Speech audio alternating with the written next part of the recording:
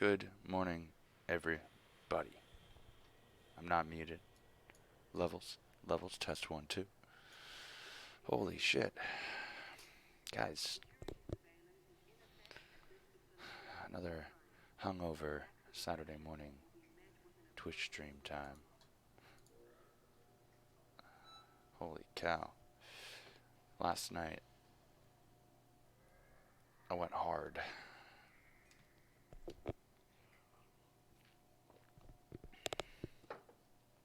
Last night, I went to a Fleetwood Mac versus ABBA dance party. I mean, it was cool. A lot of fun. I just gotta get all my windows straight here. My computer is confused.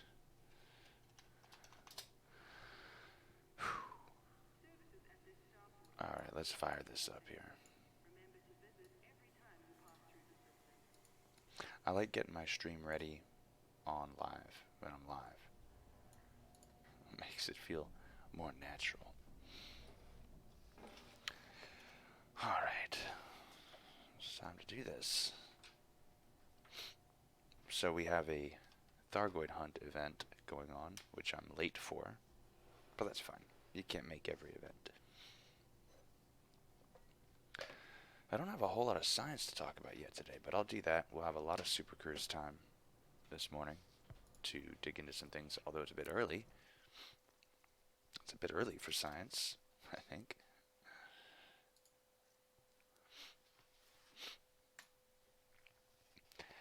I'm so hungry. My stomach hurts. I'm like sick with hunger. So I'm going to do this.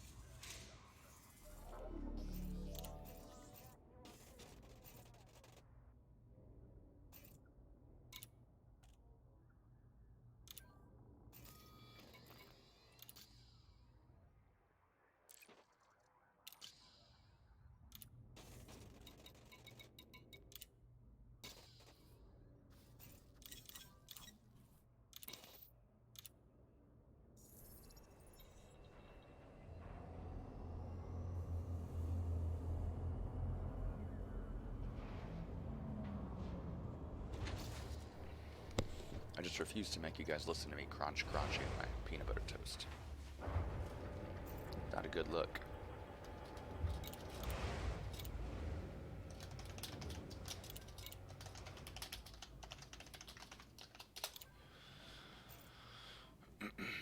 Alright. Looks like we've got a trip ahead of ourselves here.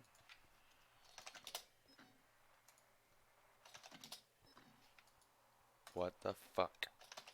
Do you ever do this where it just won't let you type into the fucking thing?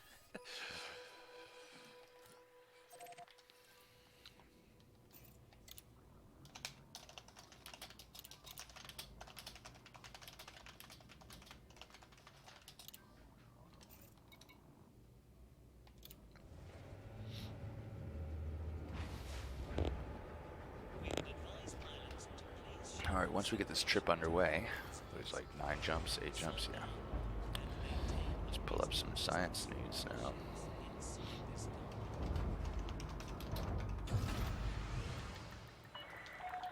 Landing couplers disengaged. Restrict speed until clear of the station perimeter.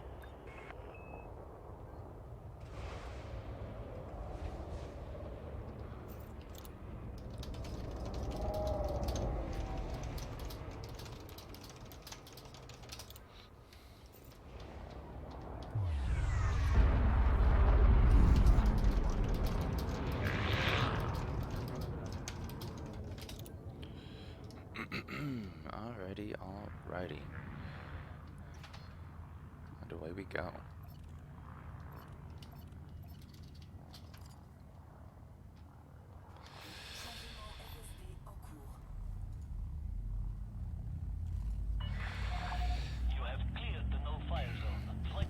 is a cool headline. This kind of lines up with what I was seeing.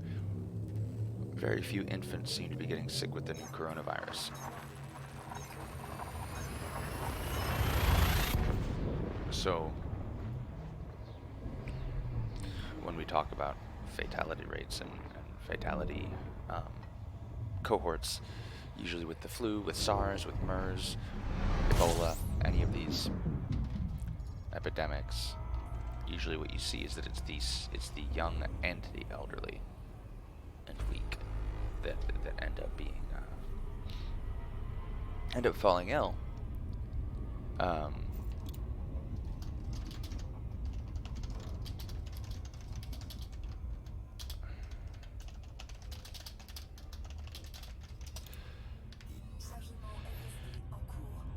Excuse me. But the coronavirus doesn't seem to be sickening children all that much, which I think is kind of neat. You know, I'll take it. A win is a win.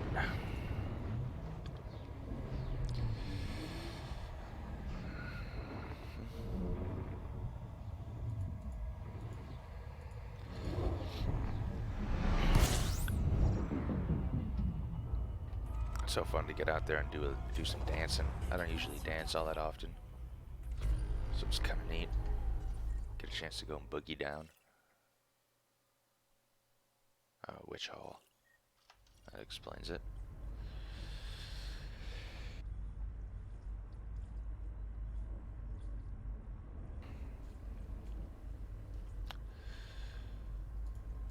Refueling science. This is a fun one. So my wife and I always joke about, you're gonna boil water, whether it's for tea or for boiling some potatoes. We always joke that cold water boils faster. We know it's not true, but it's just a funny running gag. This is interesting. Not today, Lex. I'm actually streaming today, not just teasing you guys with an hour-and-a-half long starting screen. So sorry about that. How are you doing today, Lex?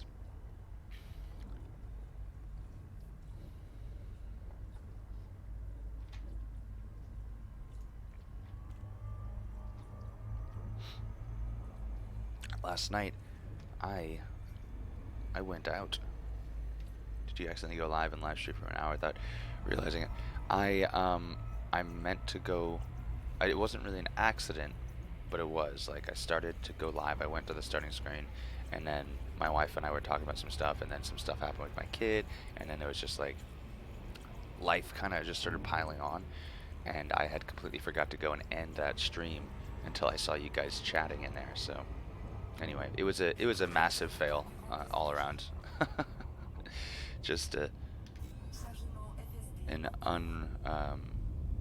what's the word I'm looking for? An unremittent failure. Yeah.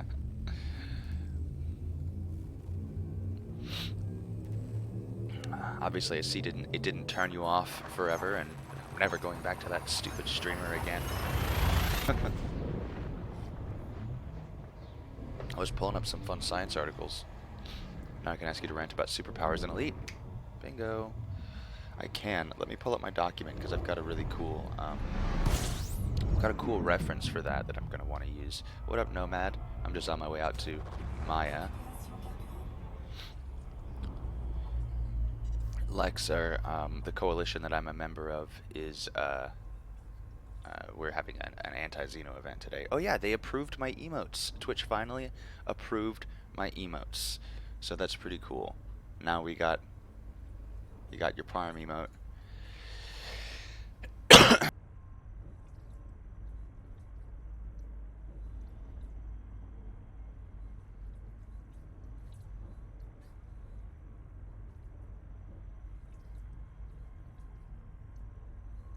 Sorry, I was coughing and forgot to unmute. Thank you. A new streamer, alright? New streamer. Anyway, so this document is the Children of Raxla Research Department Holdstock Report. Alright, this is a 76-page document. Yeah, it's no joke. I just threw it up there so you could see that I have what my source is here. I won't make you read it on screen. But it is a 76-page document that kind of runs down the entire galactic conspiracy, including the superpowers, the various religions and faiths. Let me find the basics. 1 second here. I know I've got another source.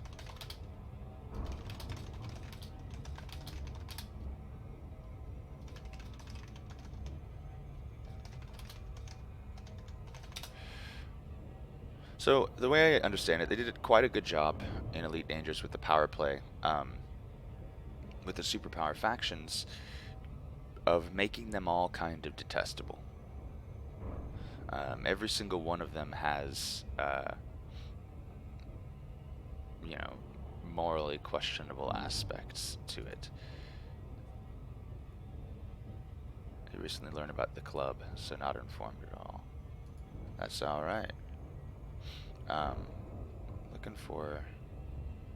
I might have to run this down a little bit. I didn't prepare my power play notes, but we want a little bit of lore on each of them, so let me pull up my Empire lore. We'll start with the Imperials. Actually, I think we start with the Federation.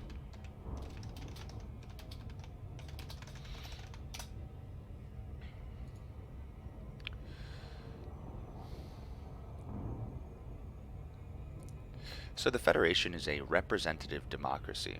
Yeah, we'll start there. It's the oldest and largest of the 3 major power factions.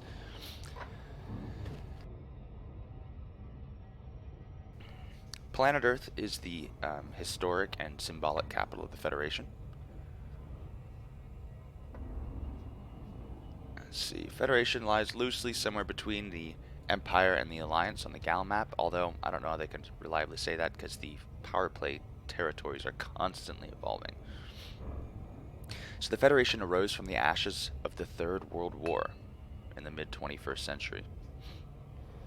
The population of Earth was decimated, and let's see, it says here in the period of rebuilding after the end of World War III on Earth, around 2044 to 2055, the corporations became powerful and dominant. You see this a lot in some science fiction where there's this weakening of federal powers, and the system, the trappings of power end up balkanizing. You know, you end up with corporate fiefdoms practically. So in modern times, the corporations are the lifeblood and backbone of the Federation. They use technology extensively and is economically and socially a corporatocracy. The corporations have such influence that they generally push and fund their chosen candidates or parties, as do other special interest groups. The current federal president is Zachary Hudson. All that sounds very familiar. Kind of a late-stage capitalist corporate oligarchy.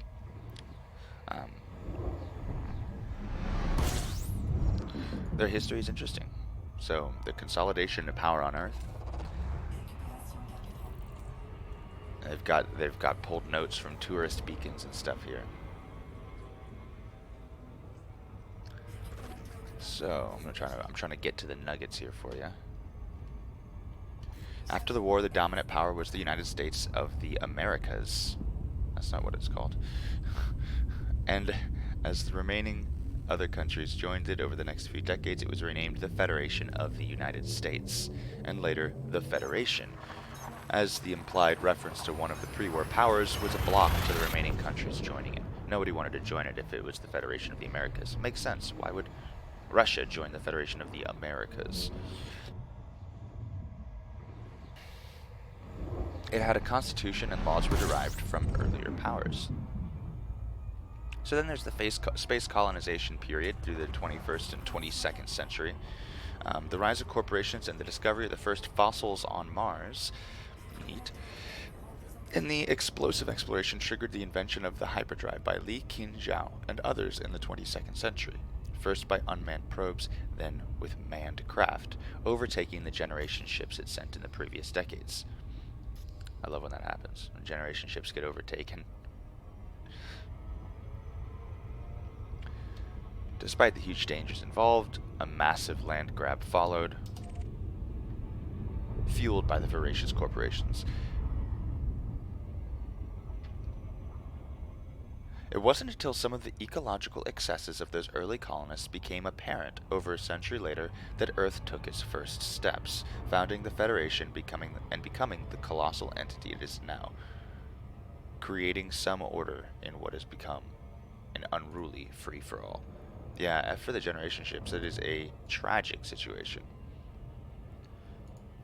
Here's where things start to get concrete. In 2242, the Federation Accord was created, outlining certain rights and responsibilities for members, uniting the many new colonies by force in some cases. After a short conflict in the Taylor colony in Tau Ceti, which had been ignoring Earth's demands to kill the native wildlife to near extinction levels over a period of approximately 20 years, rewind here. I can't believe they just glossed right over this. This is humanity's first xenocide.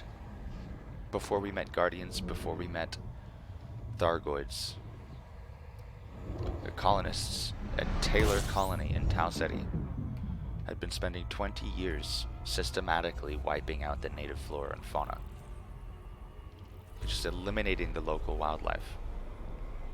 So finally, the Federation got involved. They got tired of asking nicely.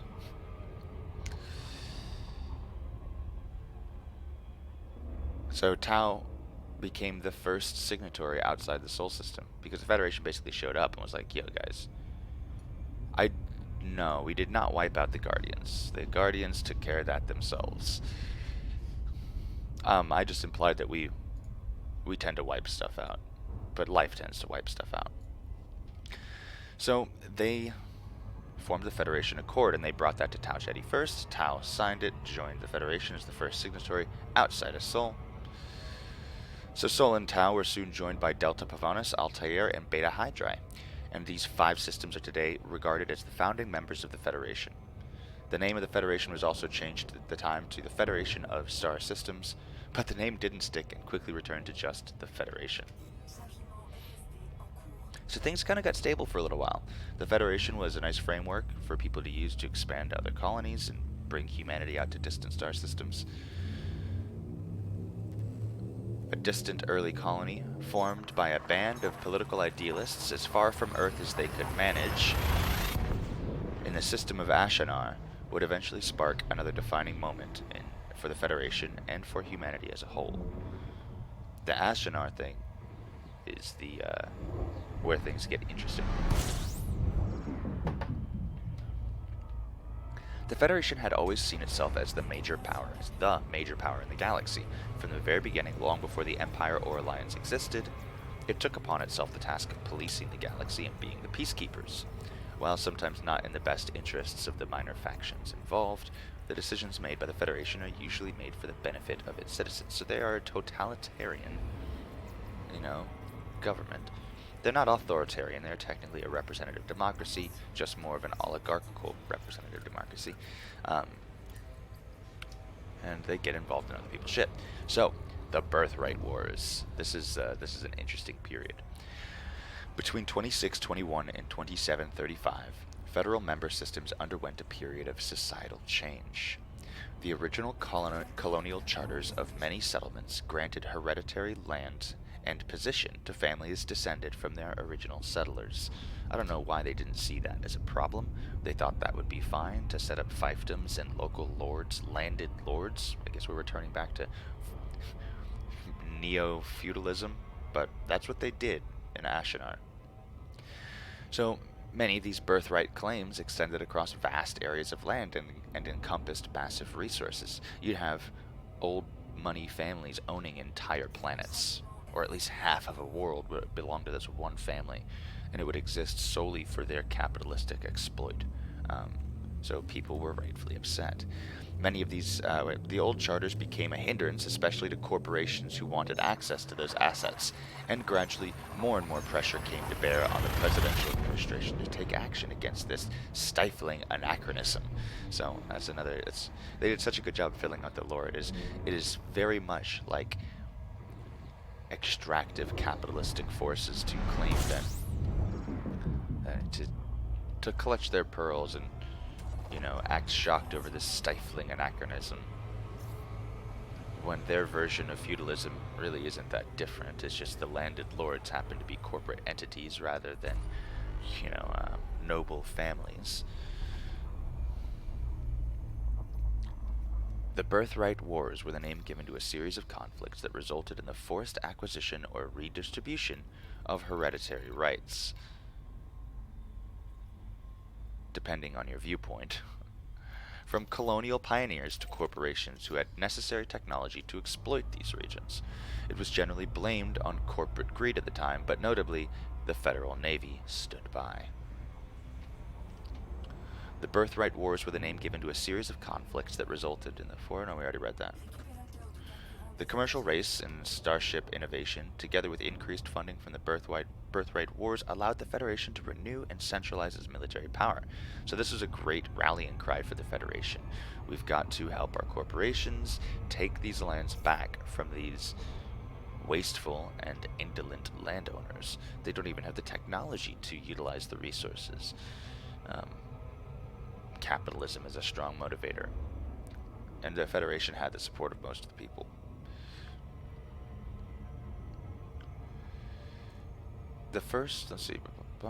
In the past, mobilizing a fleet had required mustering resources from each member system, kind of like calling your banners as a feudal lord.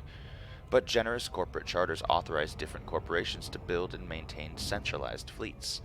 The first of this was commissioned and trained at Anlave in 2702, providing a much-needed new purpose for the ruined agricultural system. These could be deployed much more efficiently against the Federation and enemies, so they're kind of building local garrison fleets. Anlave was the site for the final act in the Birthright Wars. Exiled descendants of displaced original colonists invaded the system in 2708 and bombarded the Naval Academy at Anderton, obliterating it. A battlefield of privateers descended on the system, but were beaten back by a spirited and shrewd tactician, Admiral Genghis Benami. It was believed at the time that the imperial finance had sponsored the coup, but no link was ever proven. And this is now seen as scaremongering.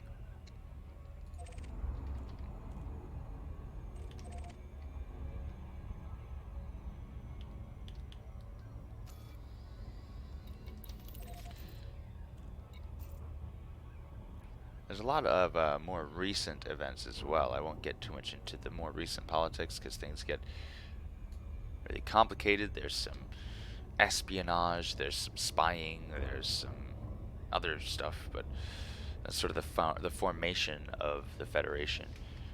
And its defining moment really was the Birthright Wars. That was the first time the Federation really turned out in massive force. There were some later conflicts with the Imperials and the Independents. The Alliance, rather. The Alliance didn't really want to be anybody's friend, but everybody wanted them to be their friend, and so they got kind of knocked around a little bit for a while, but...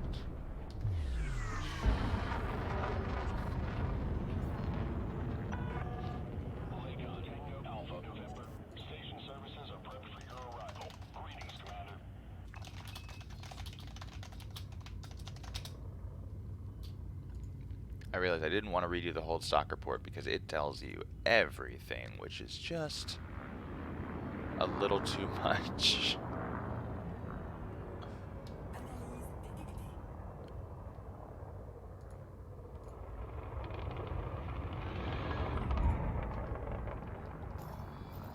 Smoky here at Obsidian. Warning. Decrease speed immediately. Request approved. You are clear for approach to pad 1-8.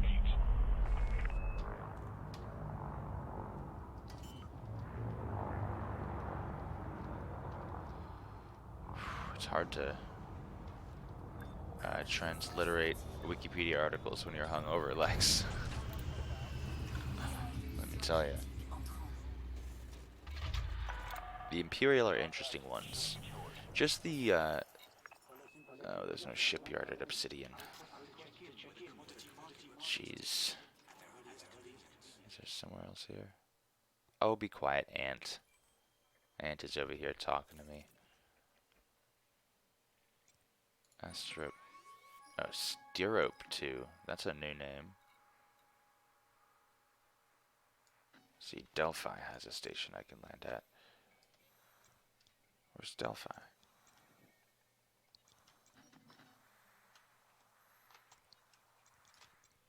Where the hell is Delphi? You soloed your first Cyclops the other day?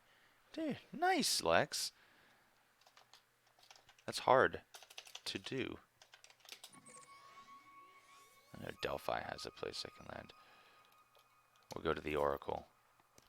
Seek the Oracle. Right? Yes. Donar's Ark. No, we want the Oracle. Do not seek the treasure.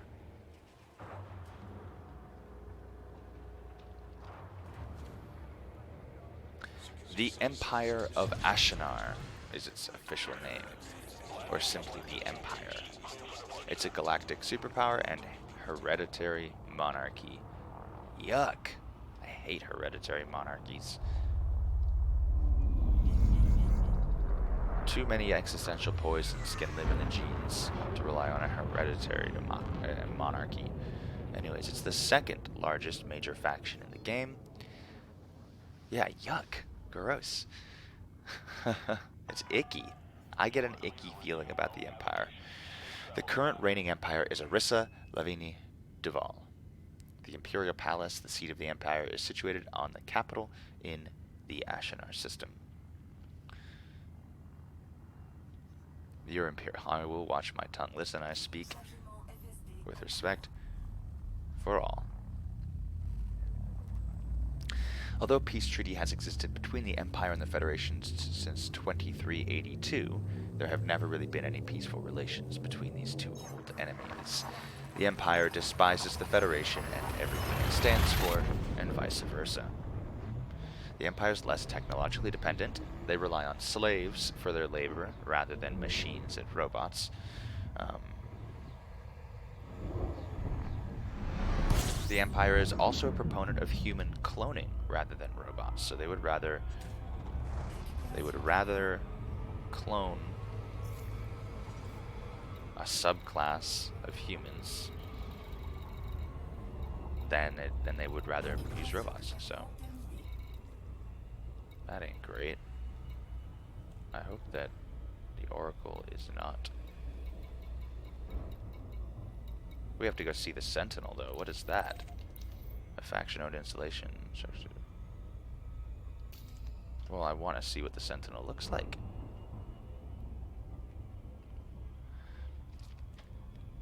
So, Imperial Society. It is based on a client system, much like ancient Rome. So it's kind of a class system. It's strictly stratified with people being able to move between strata based on money alone.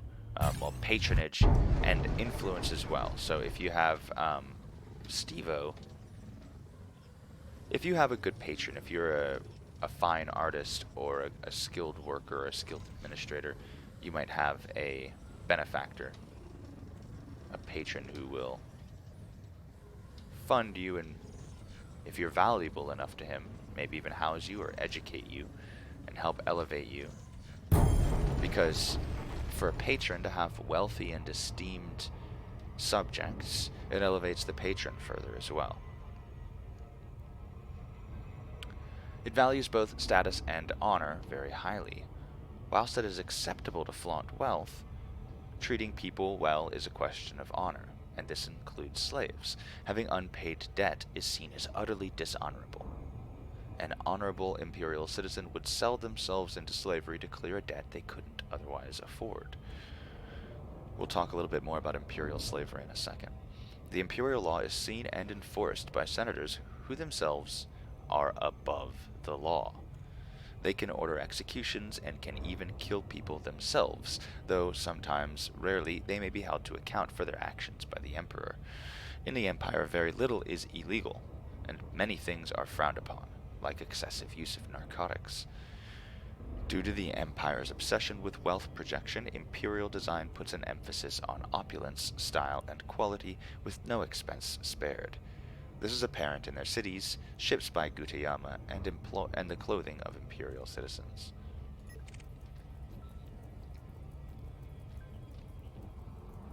Imperial slavery is an interesting thing. So in Elite Dangerous, you can buy and trade slaves. both imperial and non-imperial. If the commodity doesn't say imperial slaves, then what you're holding is illegally kidnapped and enslaved freemen. If what you're carrying is labeled imperial slaves, then um, you've got indentured servants basically, who supposedly signed up for the service to help clear their debt.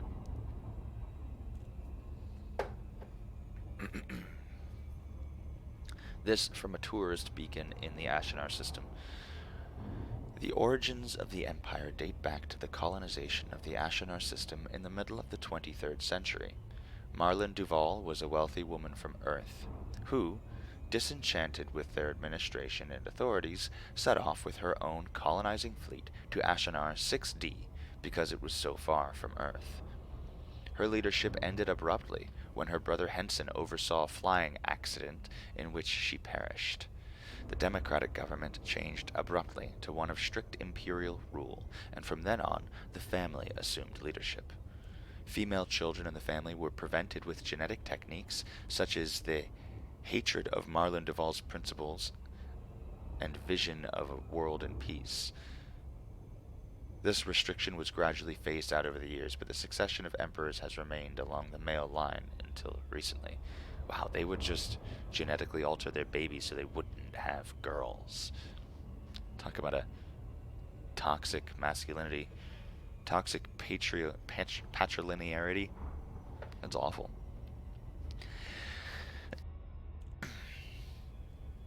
Think of that. What a smoke show Aisling Duval is. They could have been doing that for generations, but no. They gotta have these stodgy old men as leaders. They could have been having imperial smoke shows.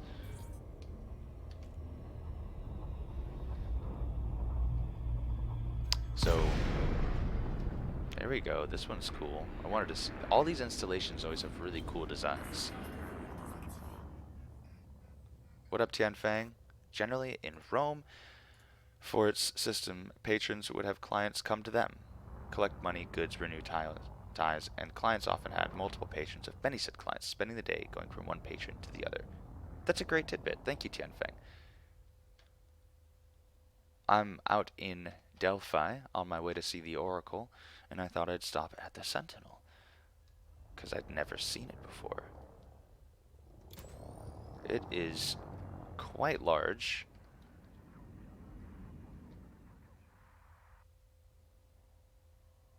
I've never seen a cubed out installation like this. Isn't that kind of neat? They built a cube around it.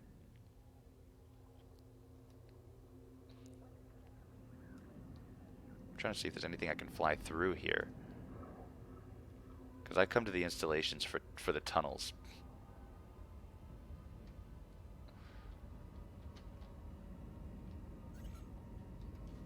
Uh-oh, they're gonna shoot at me soon.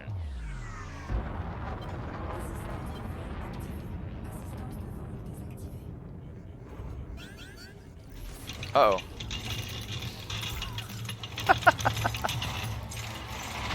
They killed me instantly. Look at my hole. Okay, there we go. I was like, come on, let's die. Let's die. Okay. They really don't like you hanging out at the Sentinel.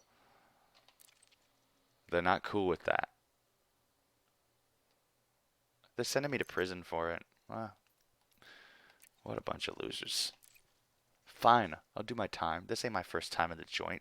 Can't keep me down. Can't keep me down. Yeah, Lex, I do have an abiding disregard for authority. I can't help it.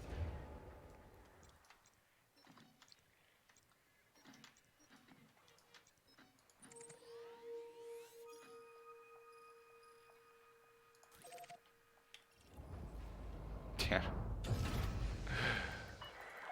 Don't mistake my ardor for anger, though.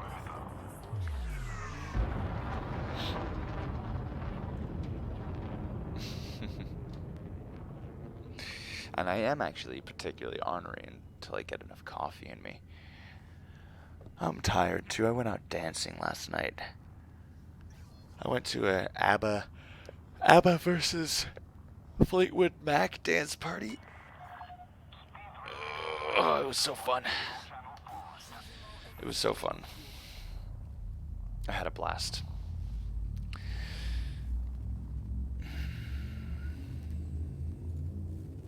In fact, I might need to make a second cup of coffee here. One never cuts it. One is never good enough. I really enjoy going out to dance at a club. It's fun. I like dancing with strangers. I like going out into the floor. It's loud, lots of lights. Some prime people watching.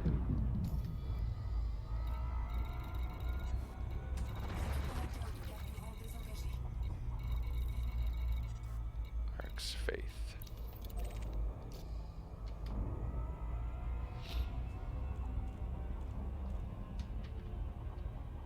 Alright, so I'll probably jump into a CQCQ after I get my ship sent down here. Professor Palin.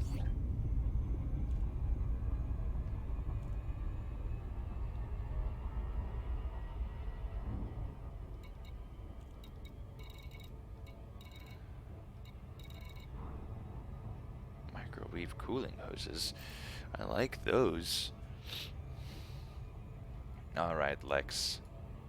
Back to the lesson on Imperial history.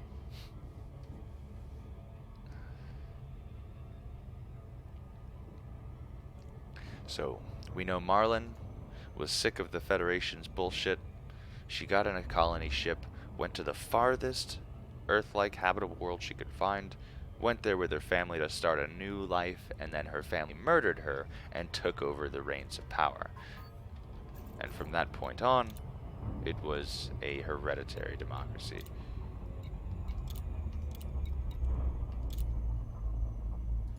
When he asked the Imperials where all the citizens on the planet went.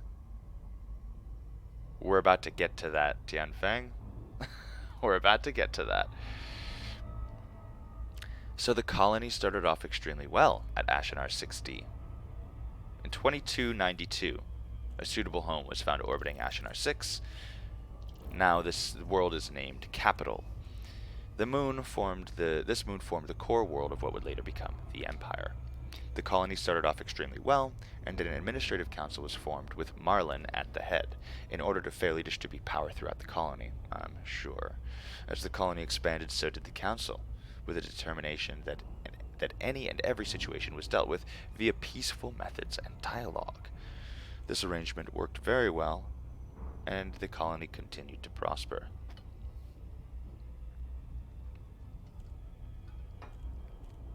So now, it's time for Xenocide. Imperial historians record that many native species were found on Capital during colonization, which the colonists took great care to protect as best they could. Among these species, unbeknownst to the newly formed republic, were one of the few sapient species to have ever been discovered by humanity, mudlarks. Imperial scholars have suggested a number of factors led to the extinction of the species, not least of all imported bacteria carried along with the colonists. In a few short years, this indigenous species had been rendered extinct. Federal historians, citing federal decrees at the time, paint a different tale. The official federal version of events alleges that Capital was in fact sterilized on the orders of Henson Duval, brother of Marlin Duval, prior to terraforming some years after Marlin's death. Imperial scholars disagree on whether this was due to innocent confusion over misunderstood and misrepresented information, associating plans for the terraforming of nearby world Conversion, a project which would not be complete until 2696, with that of the genocide, or a deliberate political smear campaign. So, everybody's got a different idea of what happened there. Oh, I lost my... Oh, there we go.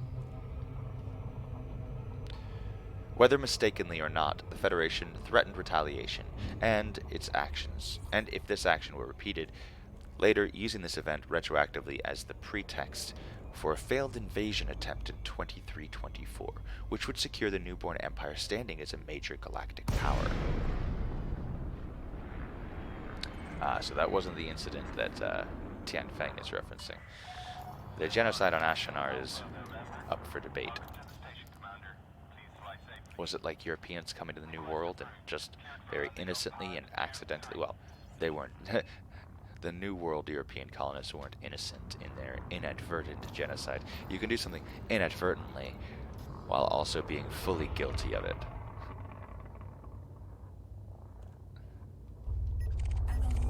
And it is hypothesized that some of these, even though we didn't have germ theory, we were able to put things together like, oh, people seem to die a lot when we show up, and give them blankets.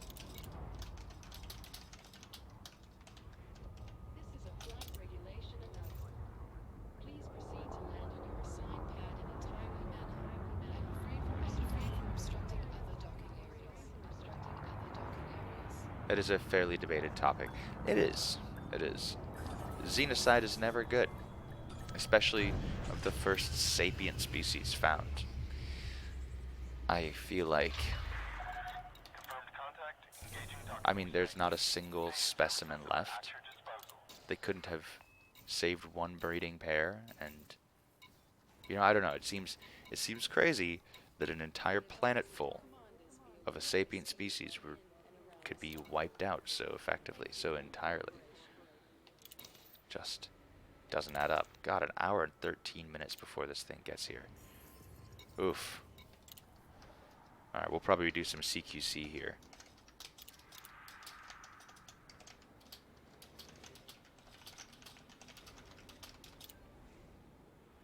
Oopsie doopsie. We accidentally an entire genocide. Yeah, we accidentally an entire genocide.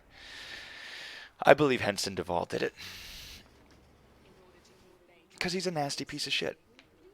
We'll get into that. The original government of Ashinar was recorded as a democratic republic. Elected senators representing the people and a council of high-ranking politicians acting as an executive body for the republic. Marlon Duvall, as the founder and a popular political figure, retained a great deal of political power in this period, but enjoyed only a position of influence within the council, rather than the absolute leadership of later emperors. In 2296, only 4 years after the founding of the Republic of Ashinar, Marlon Duvall was killed in a shuttle accident, just like his sister, in which her partner, Marlon's a lady, in which her partner and children also perished. Oh, no, we're going back. I'm confusing myself. Marlon is still the first one who died. They're just repeating it. Confusing me. Her partner and children also perished. No evidence ever surfaced linking her brother Henson to the incident, but even the most loyal imperial historians openly accept that the event was suspicious in light of his subsequent actions. Assuming control of the Senate as Marlon's closest living heir, Henson Duvall quickly disbanded the ruling council and installed himself as leader of the Ashinar system's colonies, transforming the Republic into an empire. Citing the continued threats made by Federation and their defenselessness in the face of military invasion, Henson began a campaign of propaganda, rejecting his sister's pacifist ideals. Such was his passion and power of persuasion that he succeeded in converting the capricious colonists to his doctrines in a remarkably short period of time.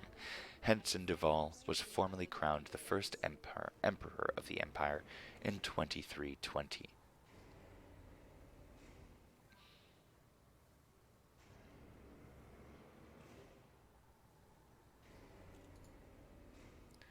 The Battle of Ashinar.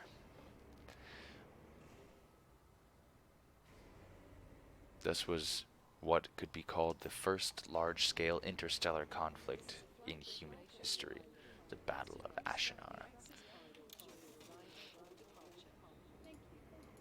I'm gonna go make a second cup of coffee and take the dog out. I'll be right back. Give me like 10 minutes probably. Will be good. If anybody shows up, starts talking shit, you just let them know to chill their tits. Be happy. Because I'll be right back. Just gotta take care of some business. Some bidnick. So, yeah, I'll be right back. Stick around. We'll talk more about Shit.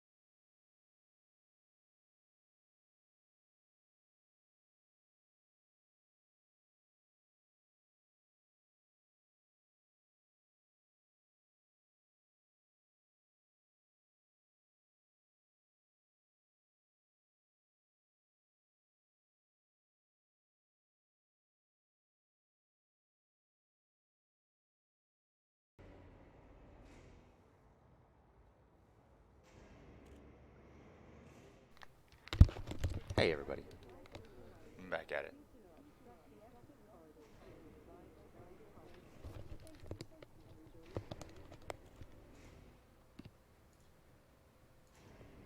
No. Hold up. I heard myself. Where's that coming from? Test? Where's that output coming out of my speakers from?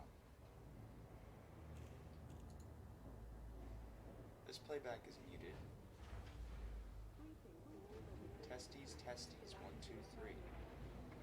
Testes, testes, don't break me. I don't know where that output's coming from. Weird. Hang on 1 second.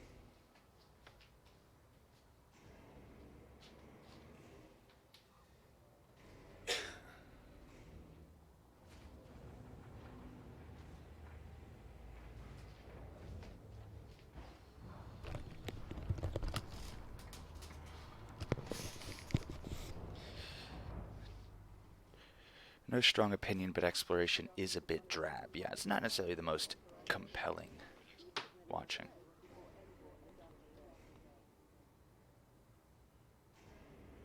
Oh, was it coming from my phone, maybe? I believe it was. My phone was playing my stream in my pocket. I was disoriented by the by all the stuff.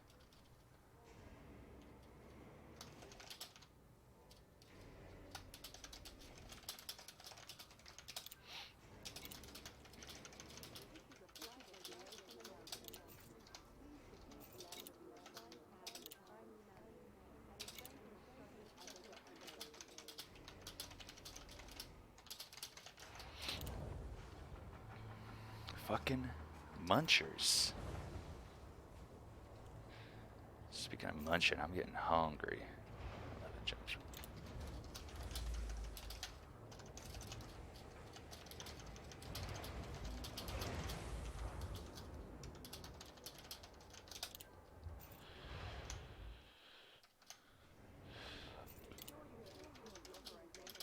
Alright, we're gonna go do CQC. That's exciting stuff.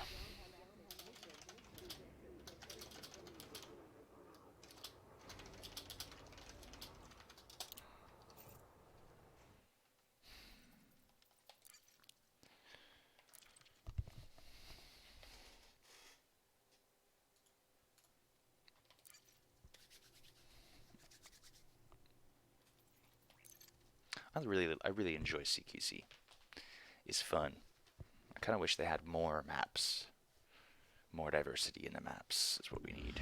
CQC Championship. Look who's here. Hello, Gigi. Hi. What you doing, honey? What you doing? Alright, gotta get my second cup of coffee now. Hang on a second.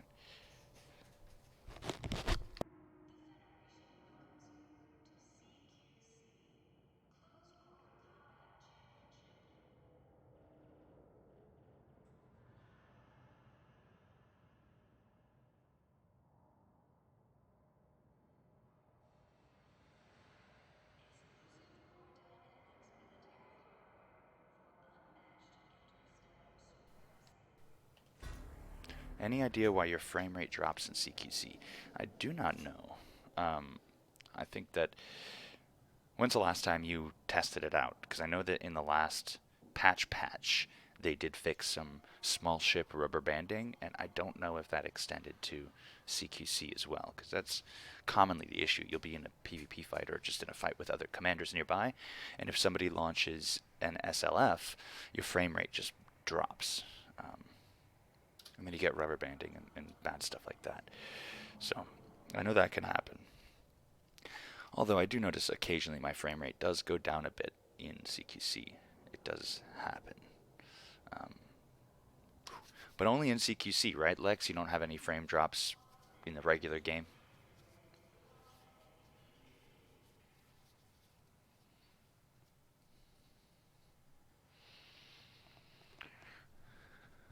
Just CQC.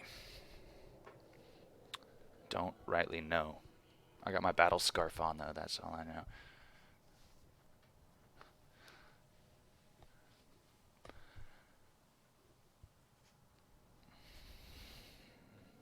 Just CQC. So I mean, with CQC, it's technically like a different game, which sucks. I don't know why they haven't taken the time to fully integrate this. We should be able to get to this queue from the cockpit. I mean, we can telepresence into multi-crew from our cockpit from any place in the galaxy. Shoe stopper. Are you trying other people's Mario Maker levels, Lex? Because those are nightmarish. I've seen some videos of these, and they are nightmarish.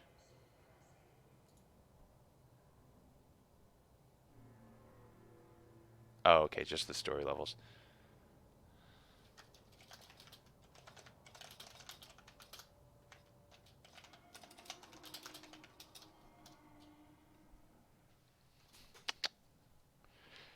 Thanks, Lex. Early short stream. What's up, War? Yeah, early. My Saturday morning streams are usually a little shorter just because my day has to start at some point. Where on a weekend or an evening stream, I can kind of keep going for a while. So, but yeah, I'm just queuing up for some CQC while I wait for my anti-Xeno crate to ship out because my coalition is doing a CQC event today. So, I mean not CQC, Thargoid Hunt event today.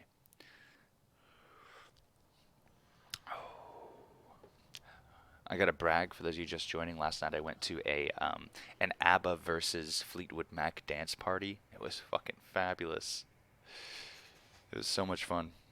They did not play nearly enough Fleetwood Mac or ABBA. Um, Although I'm more annoyed at the Fleetwood Mac part. I'm not a huge ABBA fan. They're fine. They're fine. Um, I get they're probably more dancey. Like if you're gonna remix music for a dance party at a club, you're gonna be leaning on ABBA a little bit more than you're gonna be leaning on Fleetwood. Fleetwood. I can see it in the musical styles, but still, but still. So yeah, as you can see, CQC can take some time. Right now, I imagine there's probably a nearly full match ongoing or a full match ongoing, and somebody's gonna drop out, and I'll get put in place.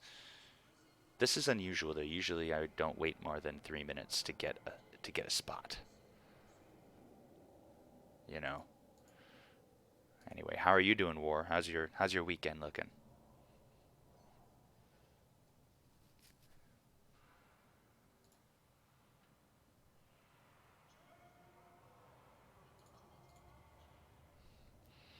So, babe, can you hear me? Listen, I just found a story. You know how we always joke about how cold water boils faster? This is on sciencenews.com.org. The fastest way to heat certain materials may be to cool them first. The idea parallels the Mpemba effect, in which hot water sometimes freezes faster than cold. Lex, 1 second. Let me get my strap, and we gotta wait a minute because she's still. Hang on.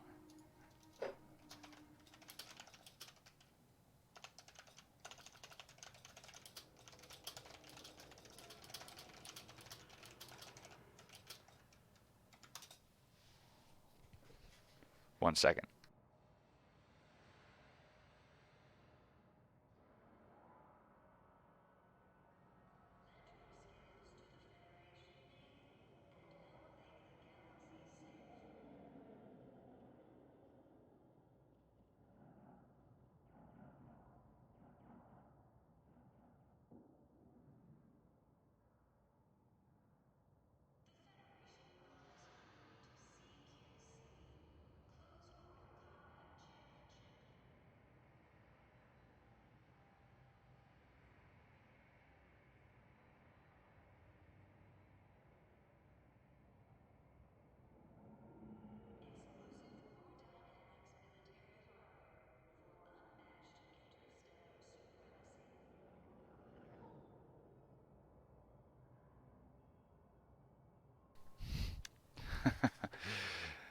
I got her consent on it, but I do. Two, Lex, slow down. I won't be able to offer this if we burn it out. I don't know how to. What I want to do is put like a limit on that. I think it'll lower the limit per stream to like 4, because soon she's gonna come through that door. Lex, I'll call your name before it happens, though, so you know to look. All right.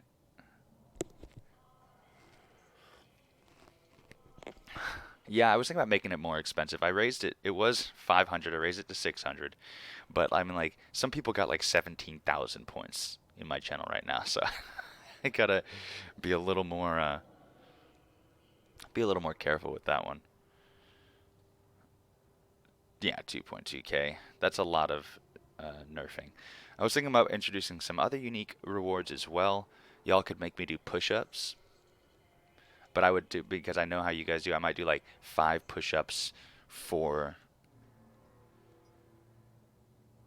6 or 700. But then again, that would that would cut into me actually playing the game because I'd have to point the camera over there and make you guys watch me do push-ups, which I don't know if that's what you want to do. 10 every 1 hour. So what I should do is make it like 1 push-up for 150 bones or something, and then over an hour save up how many push-ups people pay for, and then do like, all right, push-up break, and go do them. Do you think that would be a good way of doing it, or?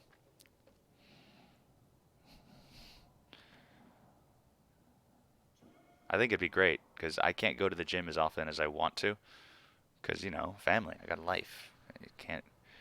But I'm at the point now where I'm at the gym roughly 2 to 3 days a week, and when I'm there, I mean, I hit my peak energy level, and then it's like, oh, I gotta go. I gotta go eat dinner. Time is running out. So yeah, I mean, look, 6 months down the line, I could be like, look at this body you guys got me. That'd be fun because I know that like as viewers, from me as most of my entertainment time is spent listening to podcasts because I commute to work, and really love the feeling of seeing the growth of those podcasters and how they've changed and developed over the years. So that'd be something that you guys could actually take part in it. Be like, dude, you see how ripped that streamer is? I did that. I bought those. I bought those push-ups.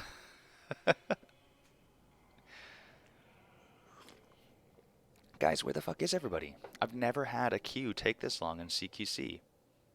This is unusual. Most unusual. Oh, my dog is barking. He wants to come in. Hang on.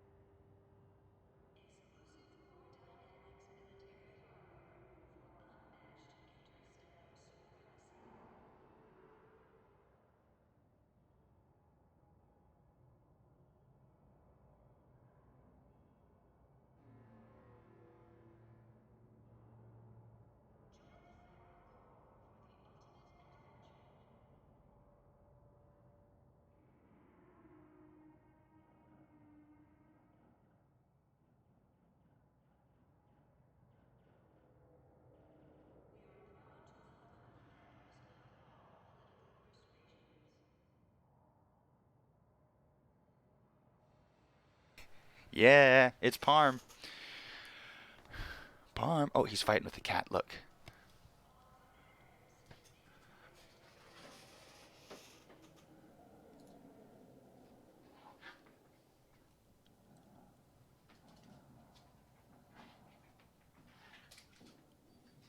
This is amazing. I'm so glad that I'm catching this for you guys right now. They do this pretty frequently, where they just pick on each other.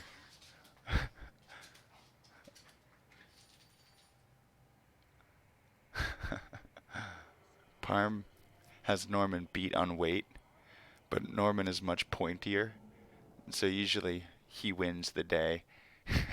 It ends with Parm just screaming and running out of the back. And then Norman follows shortly after. Alright, I think he had enough. Oh, oh, oh, oh. No, okay. There. Yeah. Yeah, Norman's DPS definitely has a beat. I mean, Parm has a pretty thick coat for a little guy, and so, he's able to resist some of that piercing damage. But, I mean, I think the proc rate on the piercing damage for the cat claw is so high, and the hit rate is so high that, I mean, that armor can't really help that much.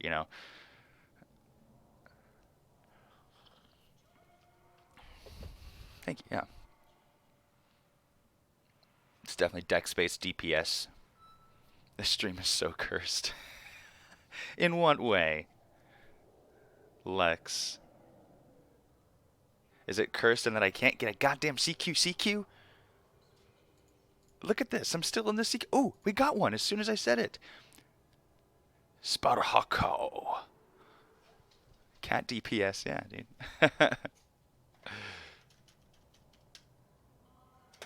Are you getting up, babe?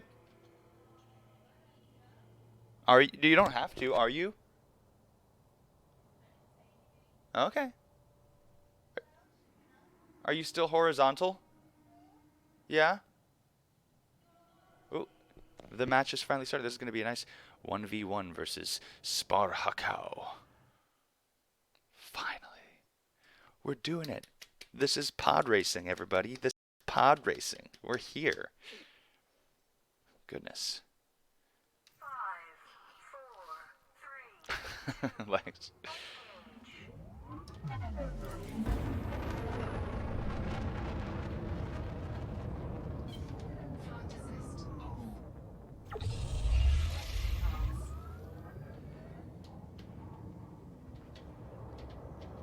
Which way did he go, George?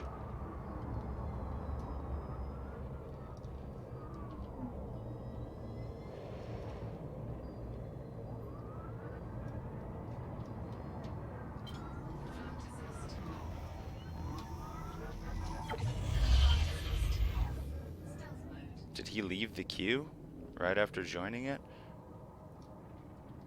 Leaving me alone? Man, I've had a lot of success in CQC lately. Like, it hasn't been difficult for me to get a full match. But... nope. That's so funny, you can still make it without passing through. I'm just doing all this in FA off. That's one thing I'd like to get good at, is passing through these things in FA off. And trying to just like... So you see those little specks that are flying past me. Those are my only way of knowing exactly what my vector is. Yeah, man, he left.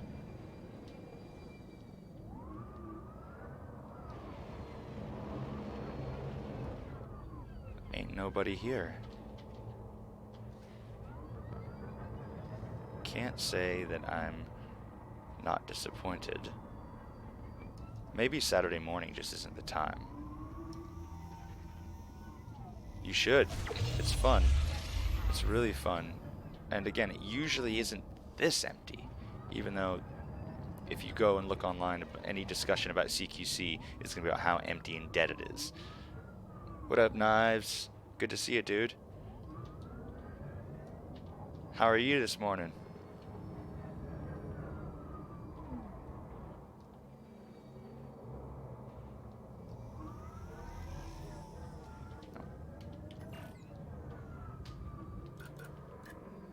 There's my guy.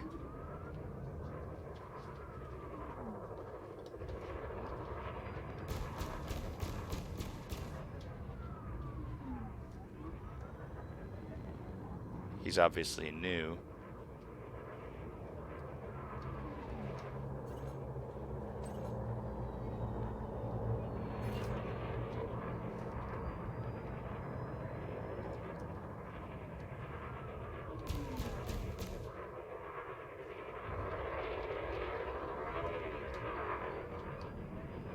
Right on, dude. Let her sleep in a little bit.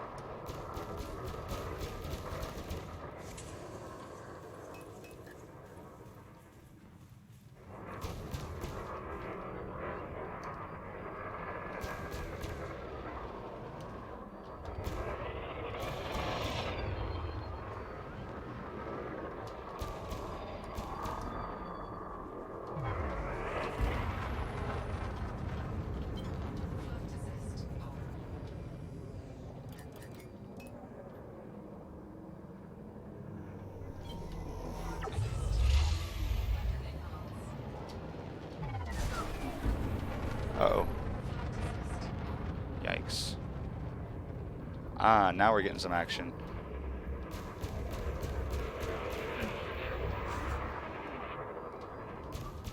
Don't pick on my newbie. That's my newbie.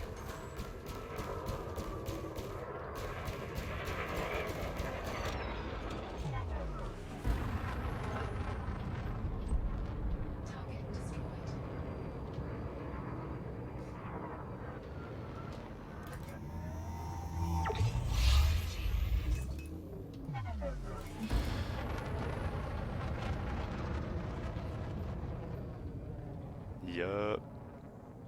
I can dig it. Dude, so I'm so happy that Twitch finally approved my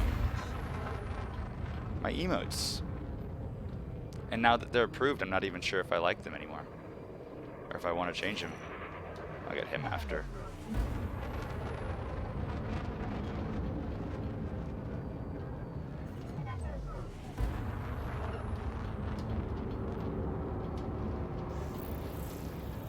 Where'd he go? There he is.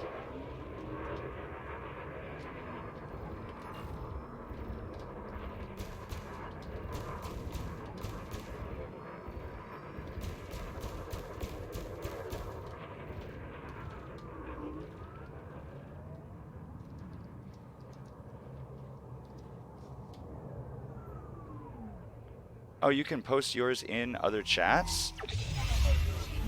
That's pretty neat.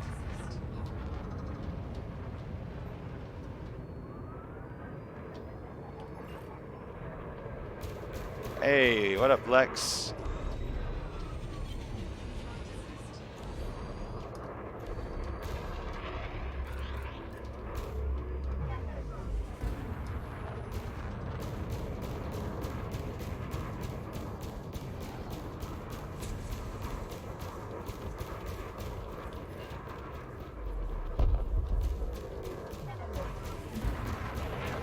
Uh-oh. There it is. Oh, that wasn't so bad. Just a little skip. Just a couple skips.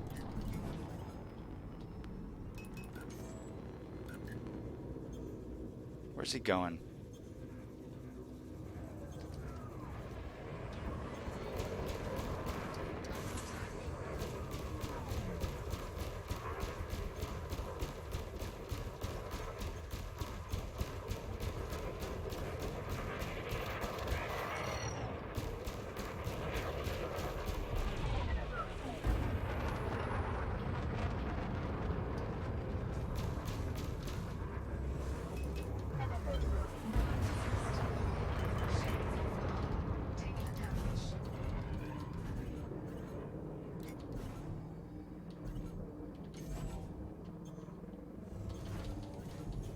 Oh boy.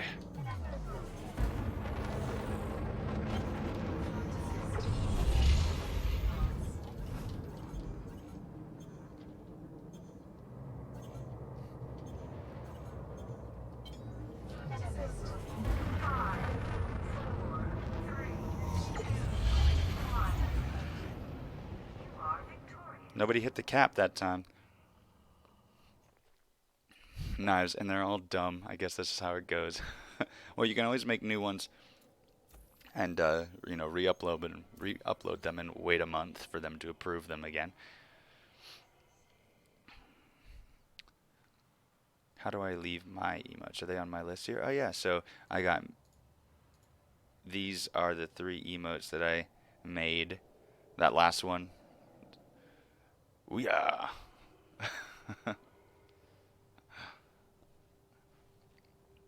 Dude, Knives, if you want me to make you like a face emote or something, if you got like a picture of your face and you're making a crazy face, or if you want something like that, send me the picture and I'll be happy to cut them out and make you the emotes to the right sizes.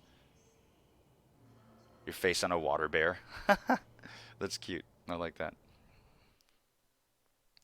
Big old bearded tardigrade with your mug on it. Dude, that's actually a pretty killer emote. I like that.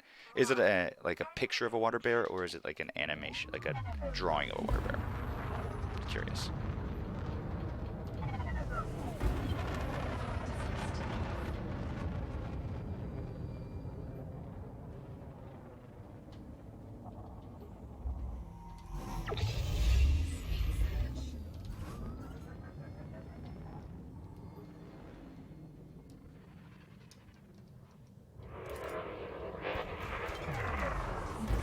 Uh oh.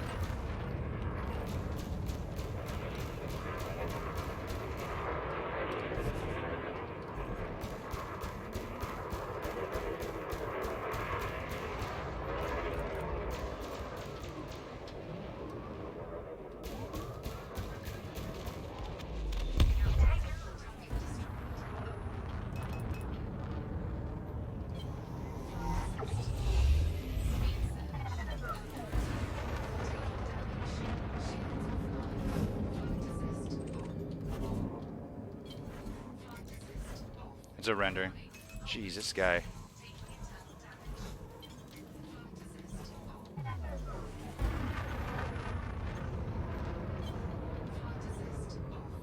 That speed surge didn't help me much, did it?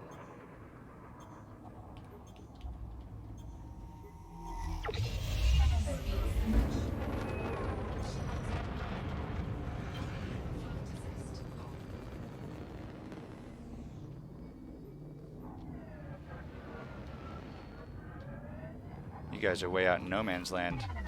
I'm not going out there. Uh-oh. This is it for me, boys.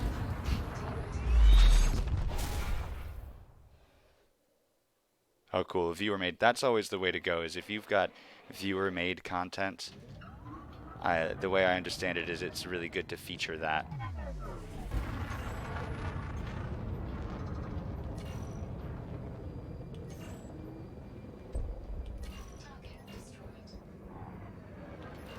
God, everyone's down here in no man's land.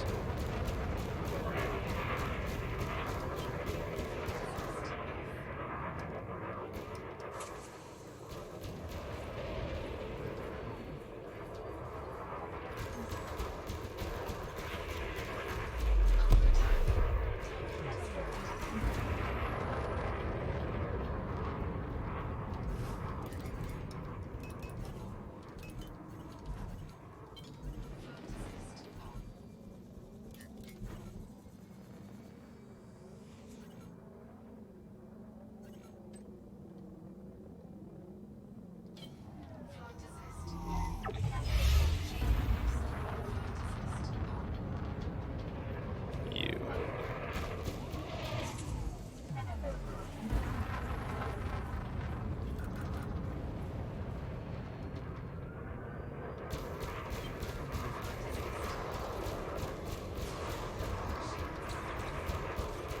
Uh-oh.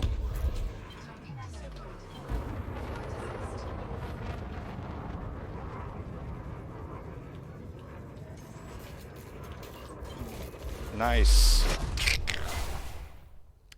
Yeah, so even Blank is sort of from chat going crazy about stupid shit I said. My barbecue stream, hams are bullshit, and it kind of took off. See, I'm in the turkey is bullshit camp. GU97. These little puny GU97s. I can't even read what that one says, Nine.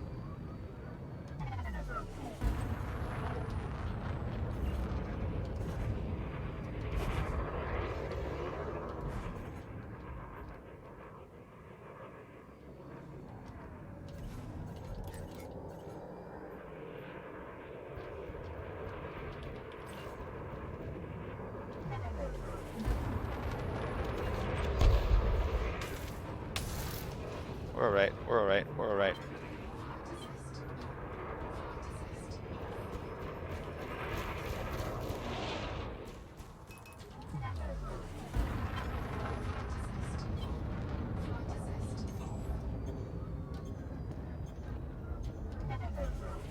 Dude, that's very much what I was thinking about when I was setting up these emotes. Was like, all you get is a stupid meme.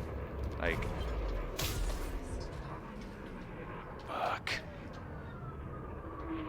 That really hurts the shields.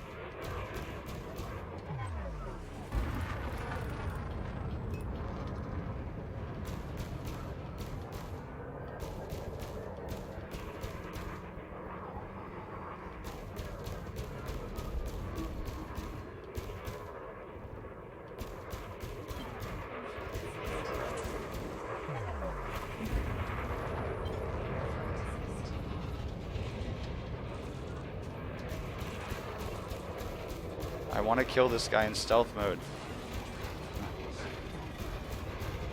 Damn it.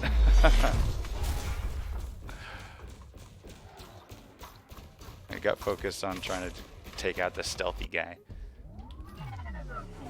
Alright. I'm not winning this one now.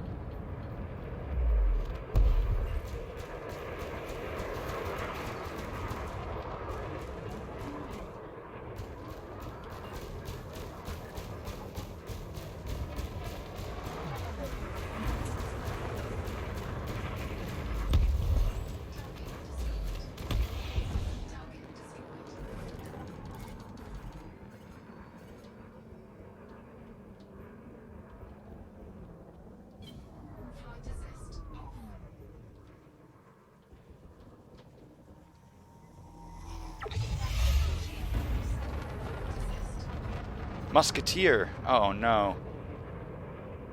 Musketeer's back. This guy's a freaking nightmare. He's just like a level 55 fully ranked, unstoppable. As soon as he targets you, you're pretty much dead. There's no hope.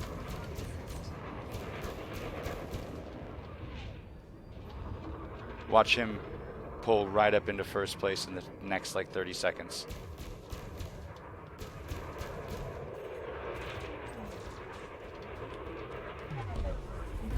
Ranks pulled it off. Okay, good deal.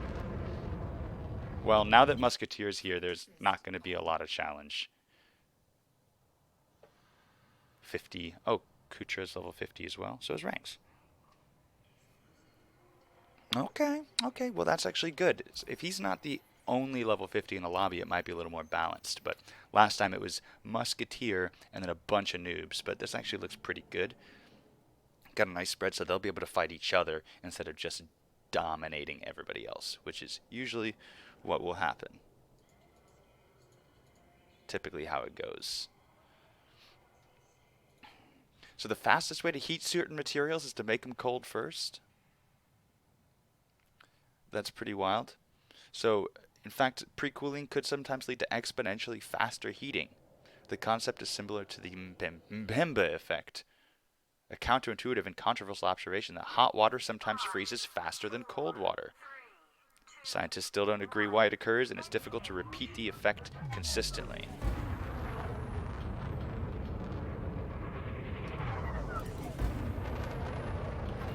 There we go. Musketeer goes for the weapons first.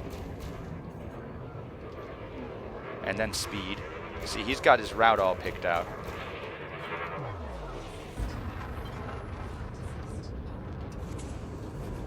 And now he's going to come for me here.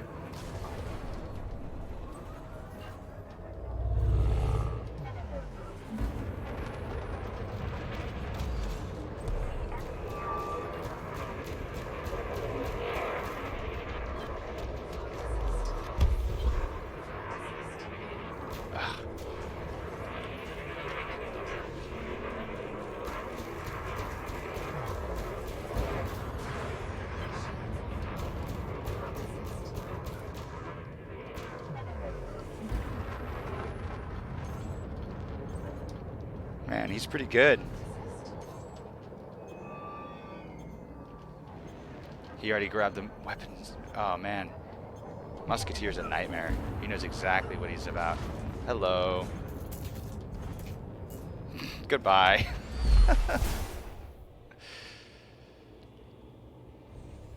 Oh, guys, the potential for heating faster doesn't apply to pizza slices. So if you want your pizza to heat up faster, you can't put it in the fridge first. Sorry, everybody. That's just crappy science journalism teasing you with the headlines. Like, oh, you want faster cold pizza, hot pizza? Cool it off first. Never mind. Doesn't do it for pizza.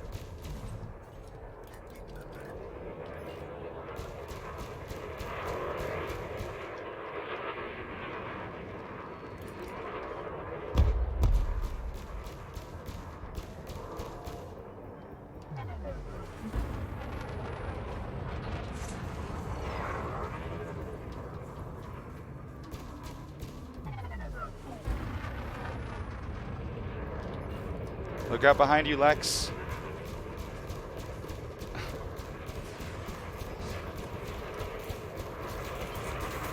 Yikes. He's got a hole in his ship.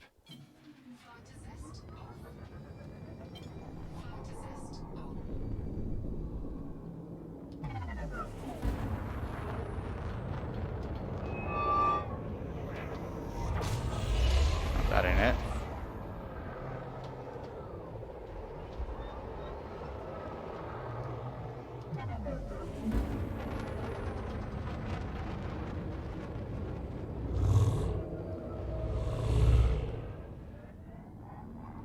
I don't see anybody now.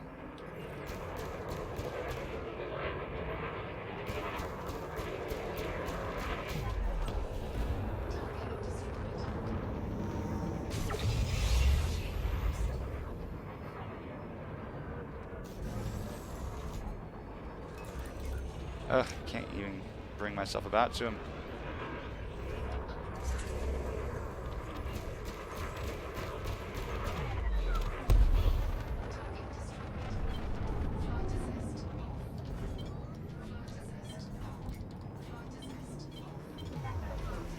Woo!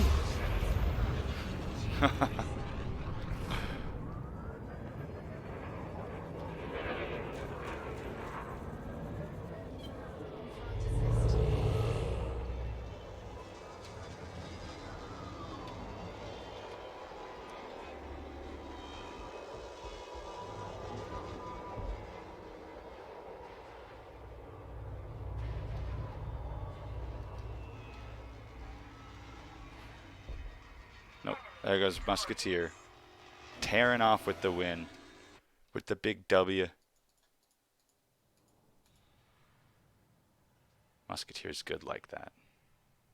Alright, I'm gonna do one more lobby with these guys before I call this CQC fight for the day.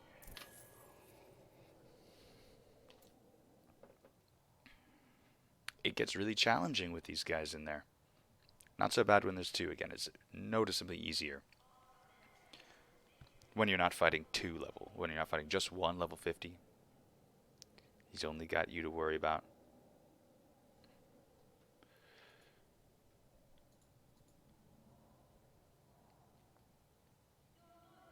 Do I have any wife memes? Checking for wife memes. No wife memes. 5, 4, 3, 2, 1. Okie doke.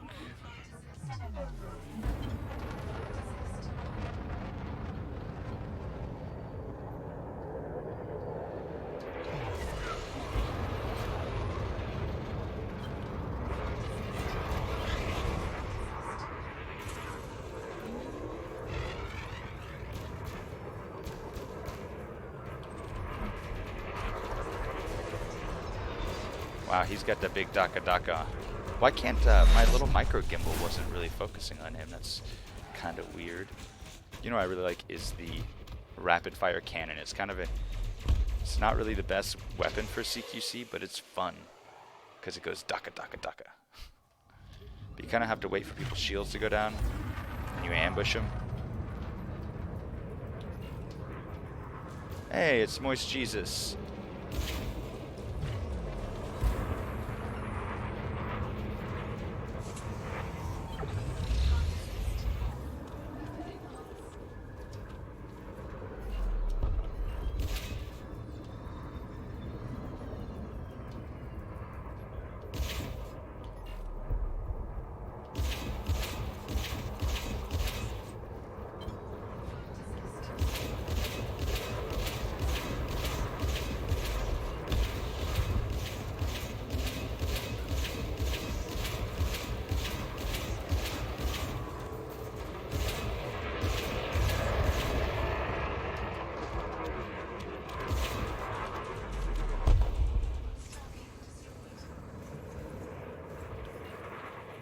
Yikes.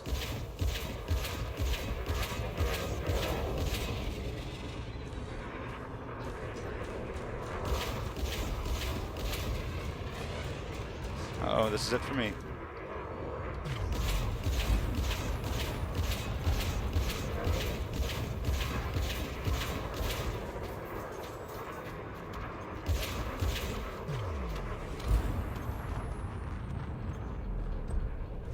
Moist stole my kill. Moist Jesus. That was most unmoist of you, Jesus. Most unmoist.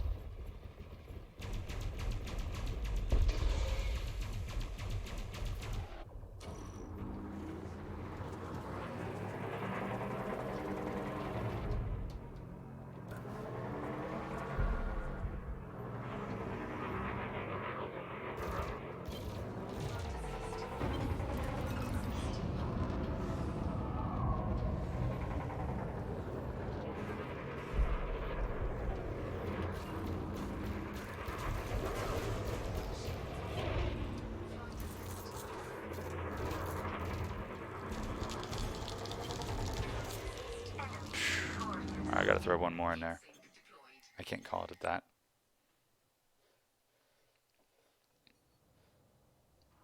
What up, Lex? Can we like... Yeah, dude, he is a terror.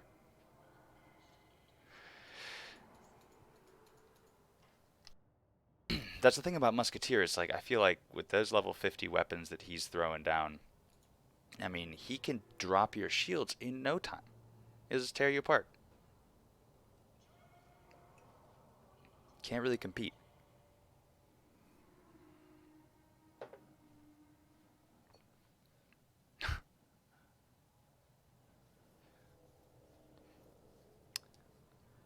Well, because I feel like this is literally all he plays. I'd like to... I wonder if he's on Inara. I wonder if we can see what his commander stats are.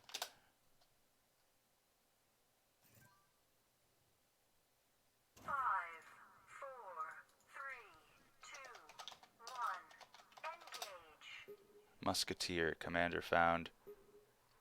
Triple elite, quadruple elite, obviously. Not just triple.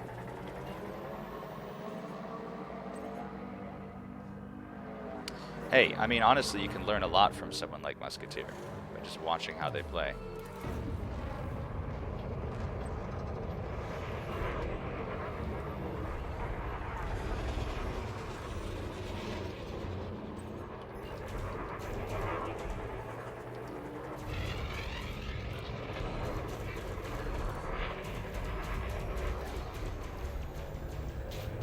Boop.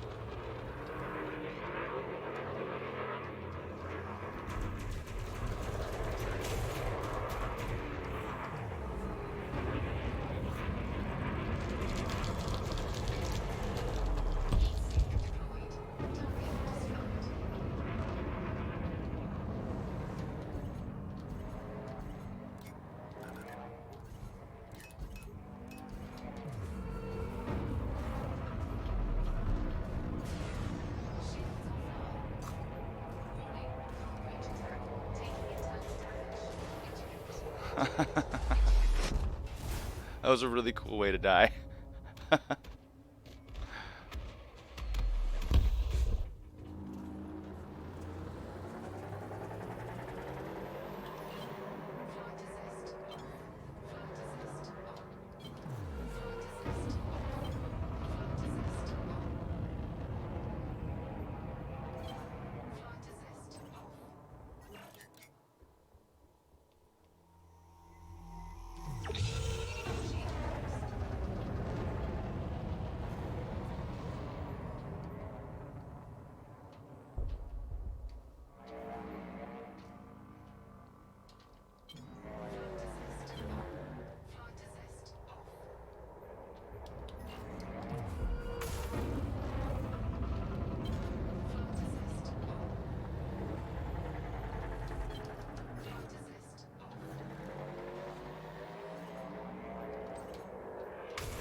Oops.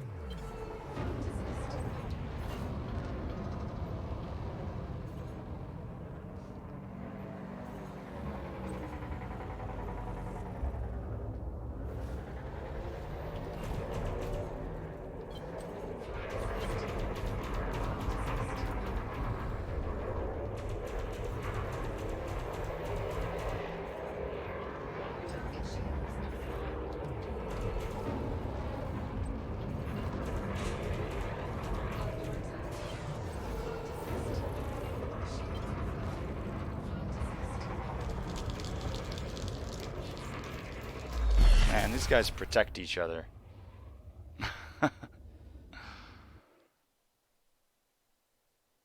All right. Good stuff. We got 2 kills. Yeah, so Musketeer and Kucha really suck all the air out of the room, though. Like, none of the lower level players got any kills in that match. So there is no matchmaking to speak of when it comes to CQC. It's literally just whoever's available gets thrown in there. All right, so now it's just Musketeer. The other level 50 dropped, so we'll see how this changes a bit. Maybe people will team up on him, gang up on him a little bit. I don't know. I don't know if that's sporting or not, but...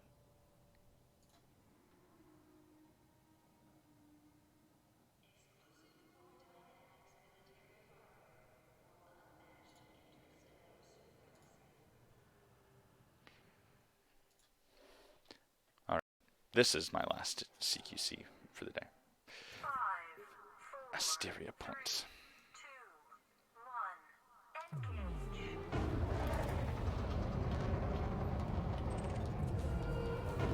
I don't know if I'm able to get to it first.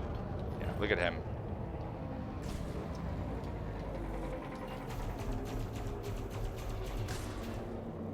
What's he doing? Oh, he's like rotating so fast.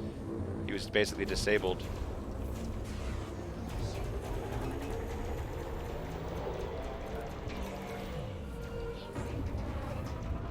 I'm gonna crash into him.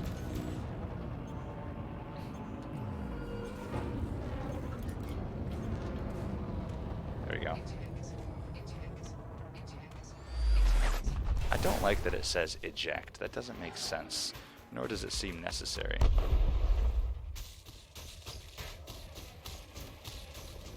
What about this sighty with the tracking pulse laser? What's that about? I got a shield cell.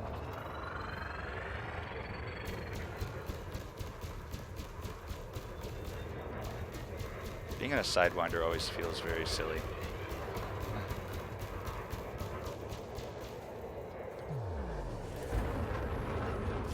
Oof, I'm so wide. Huh. I do not like this Sidewinder. I can't even make that turn. Yee!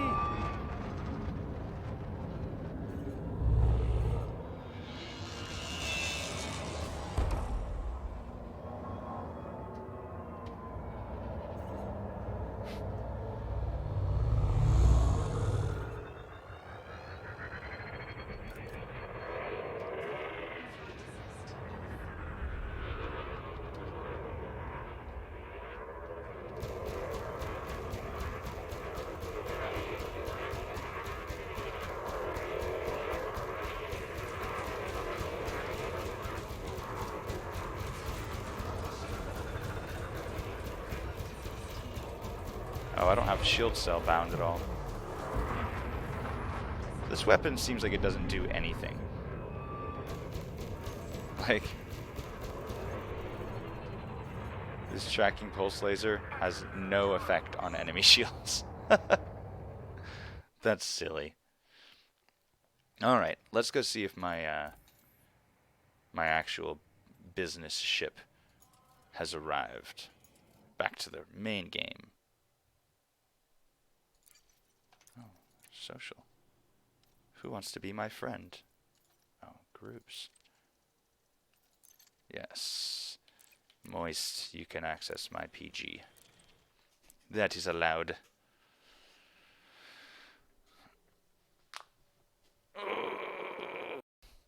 Guys,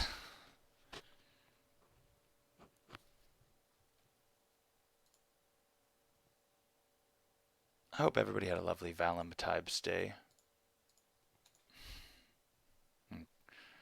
Corporate day of love. It got kind of gloomy out. There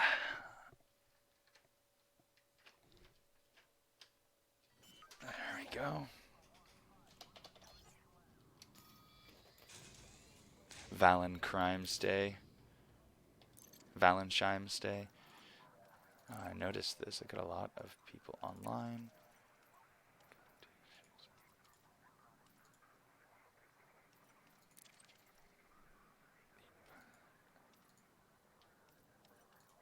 Dead Biafra.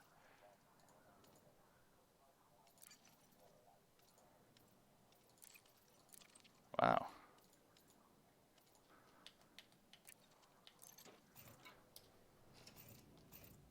I'm Commander Tan Bin Fan Nguyen in game.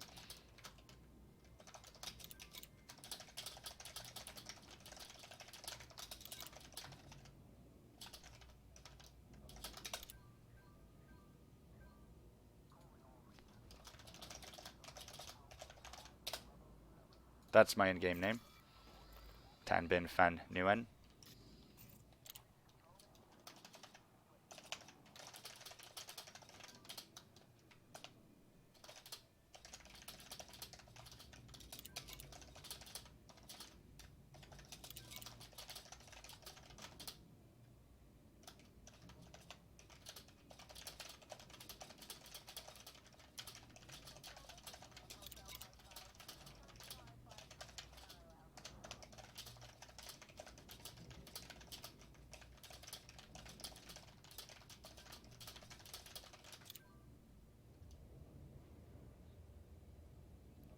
Is the name special? Yeah, I mean, Tan Bin Fan Nguyen is the name of a character from Werner Vinge's A Fire Upon the Deep, which is an excellent sci-fi series. There we go. Friend accepted, Lex. So we got lead pilot and Dead Biafra.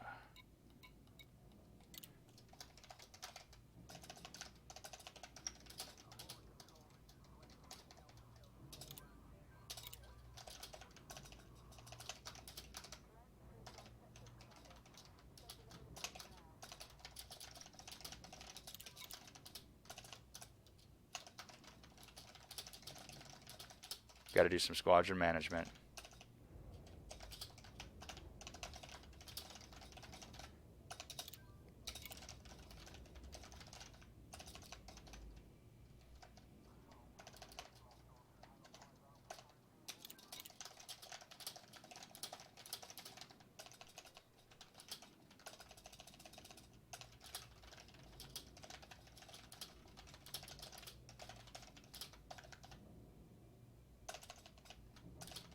Guess he was a fuckboy and didn't put a scoop on his asp. I've been that fuckboy before. Without a doubt. This asp, though, does have a nice big ol' scoop on it. How much longer? How much longer? 2 minutes. Nice. My sense of timing is good.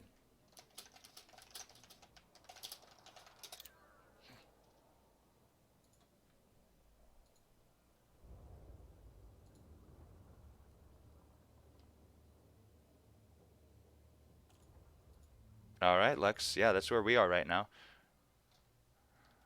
We're over here. We in here. Okay, you're up at Jackson's. Sweet. Yeah, come on down. We got... Yup, obviously. Looks like we got a good crew here right now.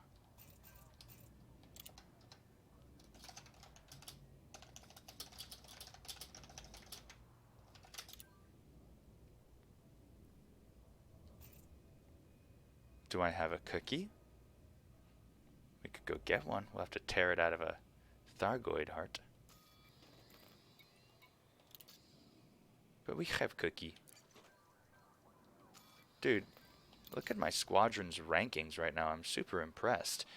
We are ranked 36th trade, 15th in combat, 10th in CQC, 21st in exploration, 37th in political, and 30th in xenodefense. We're in double digits. Man, that's amazing. 37th is our lowest ranking on any metric. That's pretty cool. Pretty cool.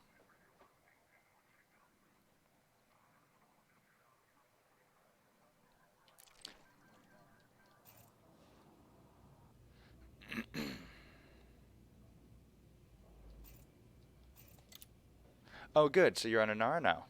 Awesome. I forget. Are you in a squadron, or do you? You're already in my. Did I get you in? Did you join my squadron? God, I'm so. There's so much going on all the time. So much happens all the time. Everything happens so much. You're in your own squadron. Gotcha.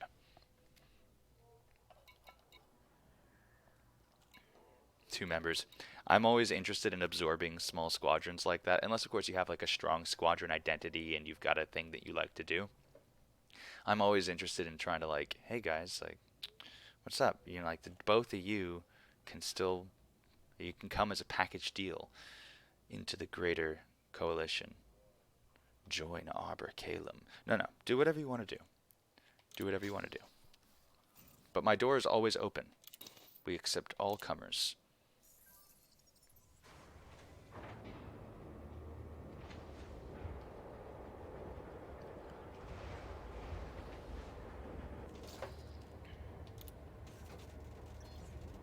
Oh, it's part of your gaming. Yeah.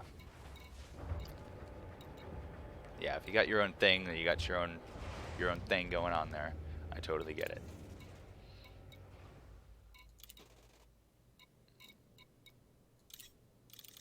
So many limpets. I don't need 80 limpets. Why do I have...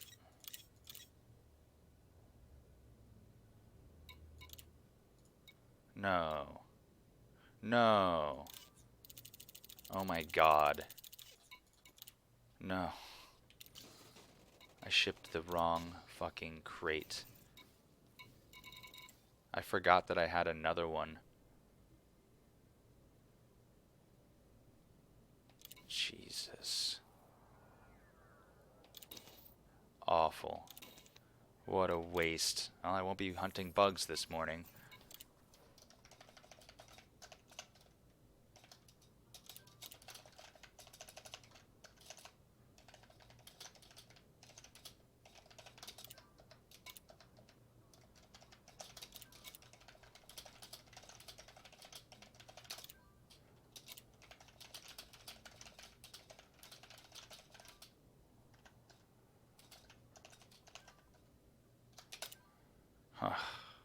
Yeah, I could always crew.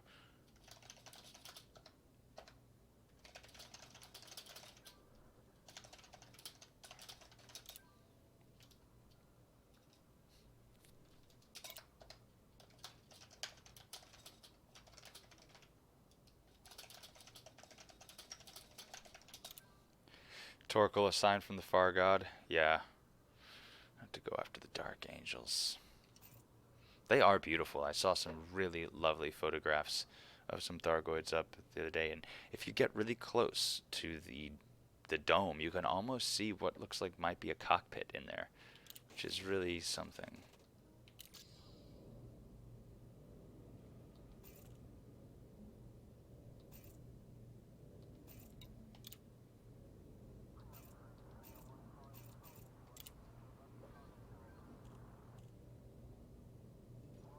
Dropping location in T6. Alright, thank you. Lex, let me hit you. So I do occasionally, I will write log posts. So if you want, if you like any kind of player-driven lore, go to my commander page and look at my log. And I've written kind of there's kind of a meta narrative happening there. I've got like 7 or 8 entries that are all kind of in theme, you know, in lore, character stuff. So if you like that kind of stuff, feel free to poke around in my profile. It's in there. I've written a bit of lore for the homeworld as well.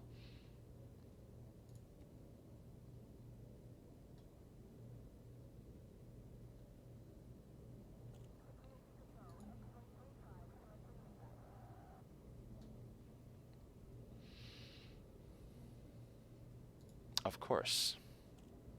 I just sent you a friend request on Inara, so check that. You'll have my my page there.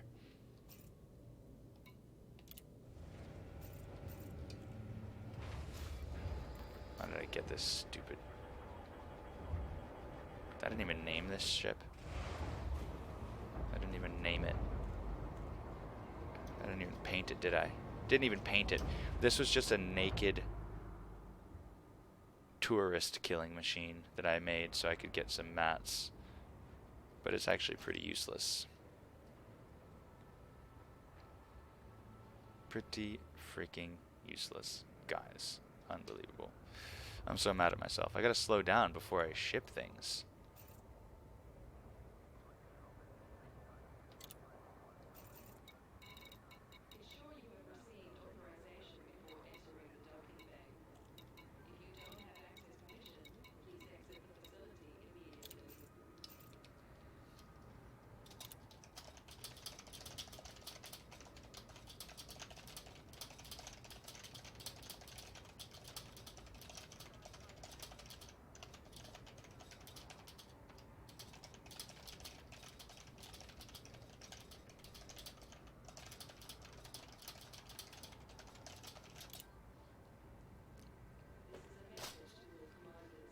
Officially a freedom fighter, yes. So, for my character's lore, he left his home system for some time and returned to find it being ravaged by corporate extractive exploiters, and he then formed Arbor Calum to serve as the shadow organization, the shadow core for the local insurgency, which became known as Arbor Calum Internal Defense. So Acid, under Tanbin's shadow leadership, led an insurgency in our home system and overthrew the Federation supported corporate overlords. A successful revolution. Quite bloody, but successful. So now Acid is the controlling faction. We own all of the major assets in our home system. And now we're just working on manipulating the final remnants of our rival corporate factions. Now, what's fun is I wrote some backstory in that we're in Zachary Hudson's space, and the faction that we overthrew was a Federation-aligned faction. But we actually do enjoy the tacit support of certain Federation power players just because of the bonus that Hudson receives from having our um, authoritarian patronage present in the Malachi sphere. So we're independent. We have no official ties to the Federation, but we do have this backing from Federation power players. So I kind of came up with some headcanon that the Federation corporation in charge of our home system had been shirking on their taxes or pushing the boundaries on some Federation regulations, being not quite the best members of the state. But Hudson couldn't just have them ousted. He had to save face, and so he secretly funded and organized a local insurgency to overthrow the the current corporate masters, which I thought was kind of a fun way to explain it.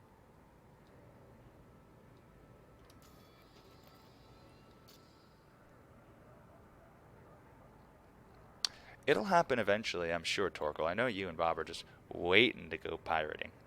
It does seem like a federal thing to do, right? Like, this corporation isn't following the rules the way I want them to be followed, but I can't just go and remove them for that, because then that's going to inspire disloyalty and fear in all of the other corporate um, suzerains. Um, Torko, that's quite all right. So Tan did do some piracy. He already had a bit of a dip into some uh, less legal careers, but he didn't do it too much. But he's definitely done a lot of treachery and skullduggery.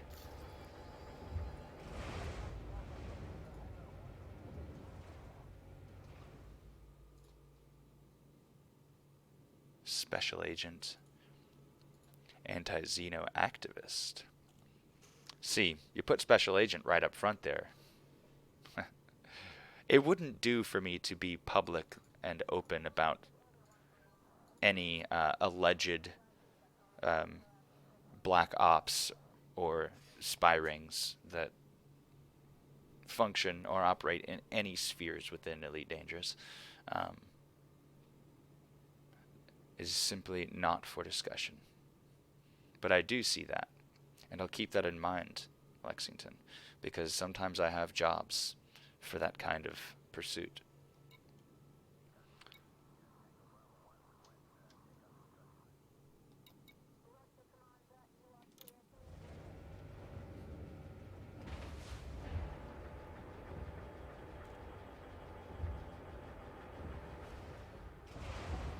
I see.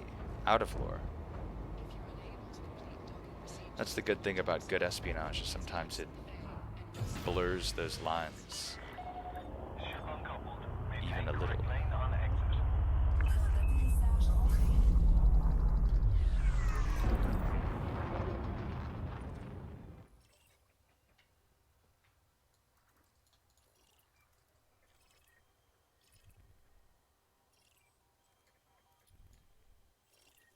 Oh, look at all these high metal content worlds.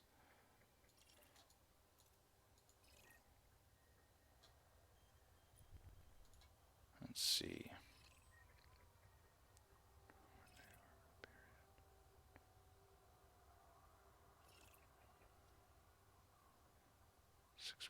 Days.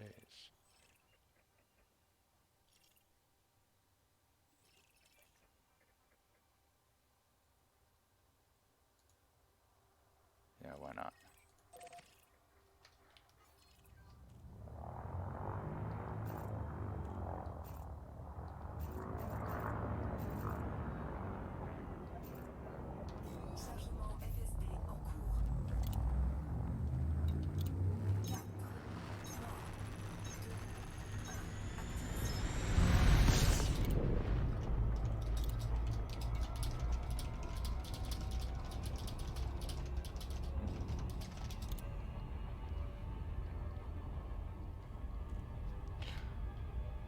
What's your idea? Go ahead. If you want to tell me. Or if you'd rather DM it or something. I know sometimes when you're doing character or lore building and you want to play it close to the chest. So you feel free to DM it to me if you want. But I am interested. I like character building and world building, storytelling. It's partly why I play games, because you can inject so much interest into it that way.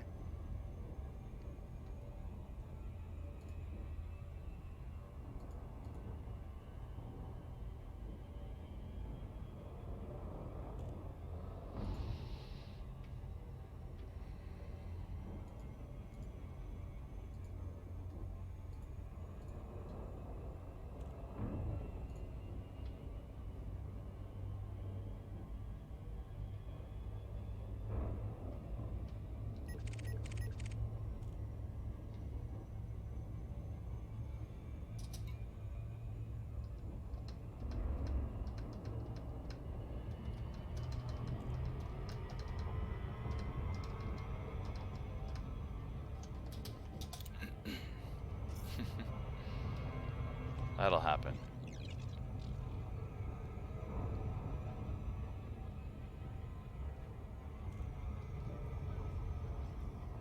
Oh,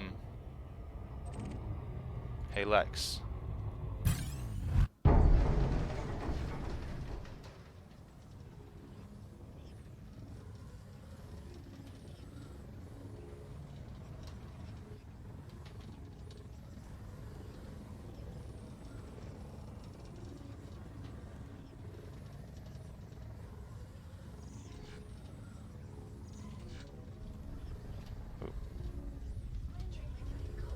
Glenn drank your Diet Coke.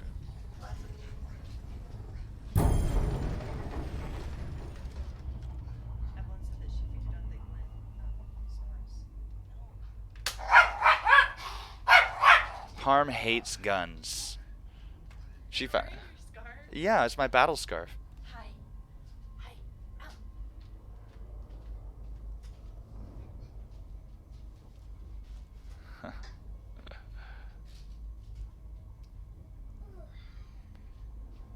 Remember, she's got so this whole thing you're doing on Twitch and finding streamers to watch.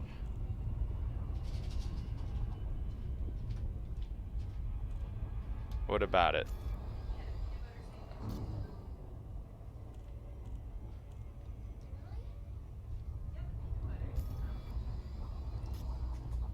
Oh, I left the peanut butter out this morning.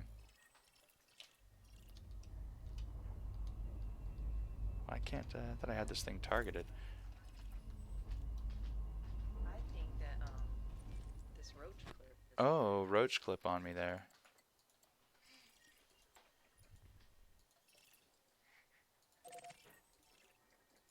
I don't understand why it won't let me go to A1. No, she has not.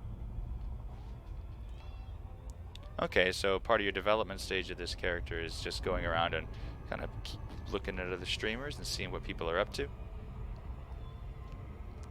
Fact finding, might you call it? I'm intrigued. I'm intrigued in what you're up to. Overshooting because I'm sipping coffee and screwing up.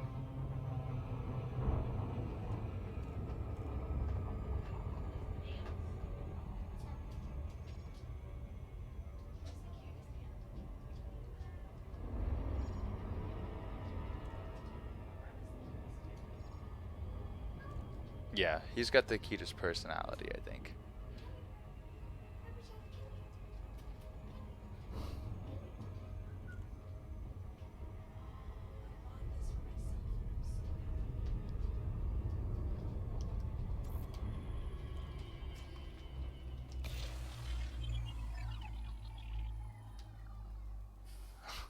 That cat is so needy.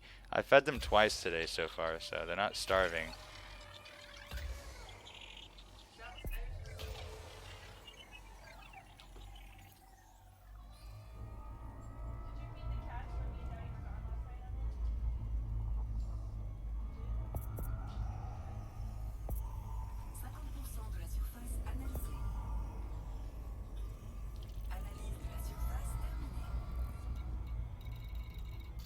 Nothing on the surface.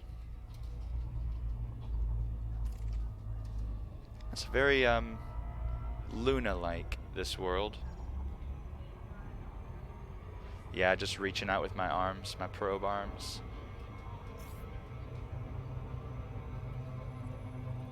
Boy, we should do the math, honey, and see how far we walked last night. We walked, so we went out, we danced our asses off, and we walked our asses all the way home. Because it sucks being in a lift when you're drunk. You don't want to be in somebody else's car while you're drunk. I know my wife doesn't want to be in somebody else's car when she's drunk. And it helps me feel a lot better too. Like physical. yeah, I mean, I think that walk home did wonders. Oh no, you got drunker the closer we got to home. It was intense. I was like, there was a minute there I was like, I was not sure if we were gonna make it. What's up, Killa? I was on my Hey, feet though. you made it. You stayed upright. I was impressed. Yeah, Lex, I'd love to. DM me your Discord name and I'll shoot you some info. The dog had a little bit of kibble this morning. And then actually one thing I was going to do this today was make a Discord just for the Twitch stream, because there's a lot of people who will watch but that we don't necessarily need in the Squadron Discord for the Elite Squadron I'm in. So I'll make a separate Discord for that. It's going to be pretty basic, just a place where people can throw down links and chat when the Twitch isn't live, where I'll be able to also make announcements more directly to you guys, because I just tweet stuff out, and I know a lot of people don't use Twitter, some people don't use Instagram, and everybody's all over the place. So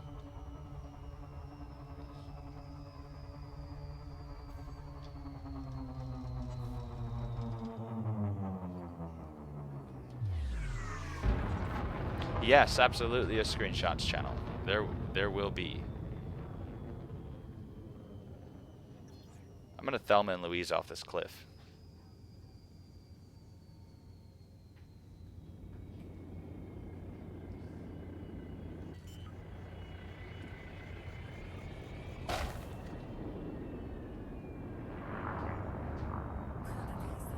Smooth.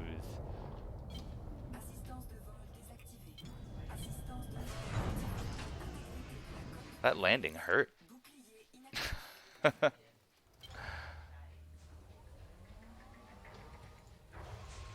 I love SRV shenanigans. Such a delightful thing. Smooth, Matt.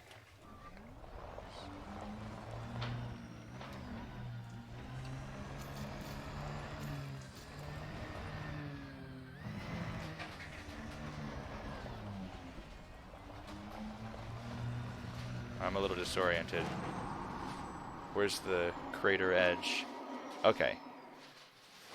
That's it. Yeah, we're going the right way here.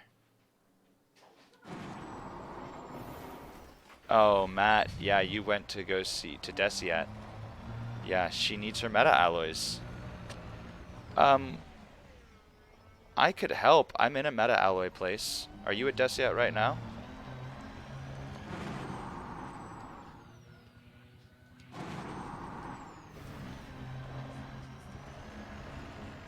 Yeah. No sugar? Well, Matt, if you want to stick around for a minute, I can show you, I can go get you a meta alloy and bring it back and give it to you. Do you want me to do that? Because I'm down here right now.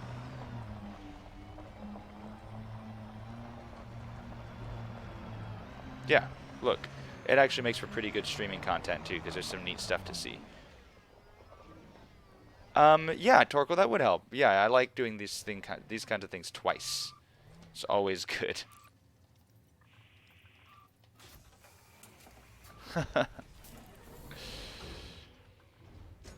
Alright, so 1 second, let me just get to these Thargoid sites.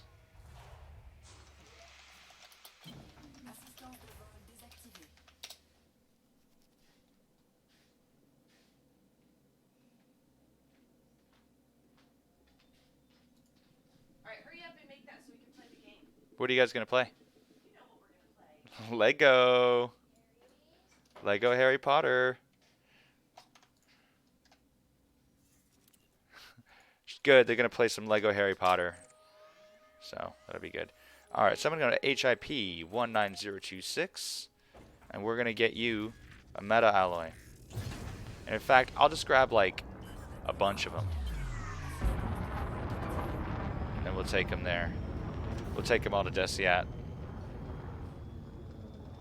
I do. My wife made this. My Ravenclaw scarf. This is like a screen accurate. It doesn't have tassels, but it's a really big, long Ravenclaw scarf. The dog is feeling Torkel. I love it. You put shades on him. I'll show you later. Can I save that, I wonder? Like he put sunglasses on it. I don't think I want tassels though. Guys, what do you, I mean, I don't think it needs tassels. It's obviously, I mean, I just got some love for it. Got your Ravenclaw scarf. So. Yeah. I don't like tassels. Yeah, we don't need them. I don't need them. Why are you in the sink? I don't know why our cat loves to get into the sink. A freshly made wet sink, and he's all about it. Tassels are for chumps. Yeah. It's got a nice squared off design. Look at our long boy. You can't really see him. Yeah.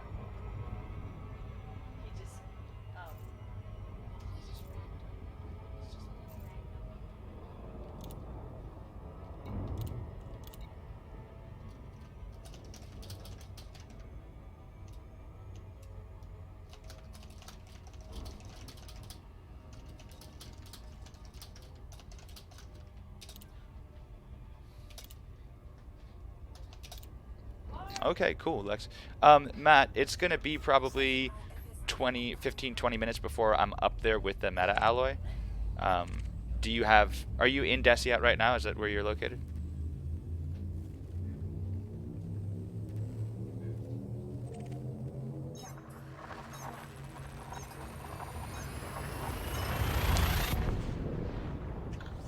But like, is your ship left in Desiat? Is that where you're at, logged out?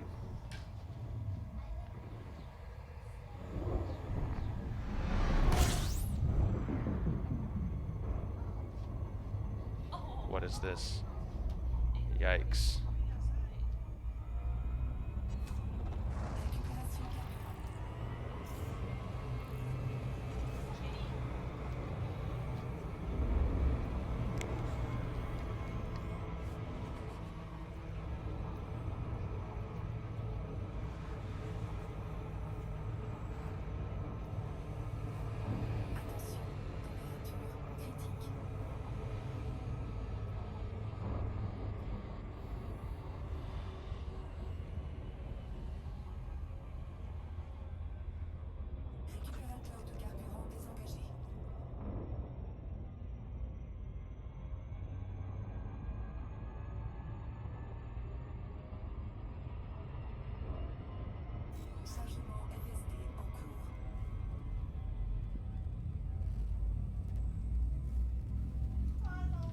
I like to have my game in French.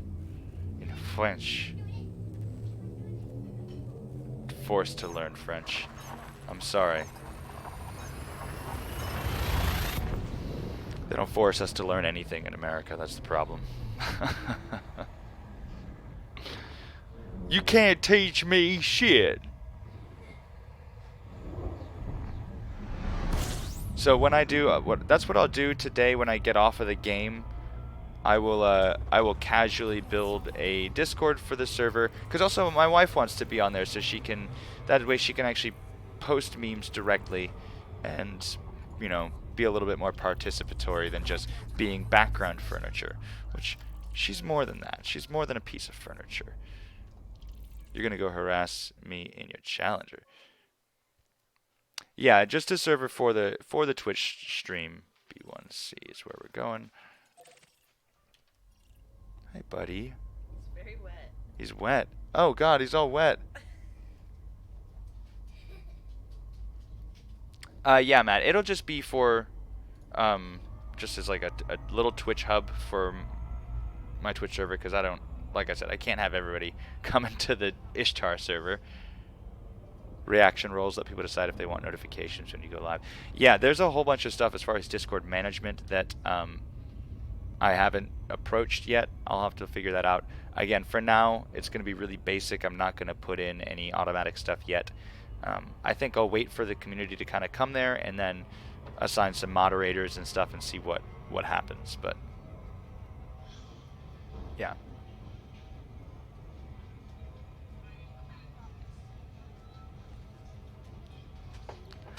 I mean, yeah, I'm in a couple. I went and joined one or two other Twitch streamers' Discords, and poof, they are complex, and I've got enough complexity because leading Arbor Calum, helping manage the Ishtar sovereignty, and doing the Twitch streaming, that's just in my video game block of time that I have. So if I make that too much more complicated, that's going to be even less time that I get to have having fun with you guys, and more time that I have to spend, you know, managing things. Lemberg declined my friend request. He's in my frickin' squadron. You're in my squadron, bro.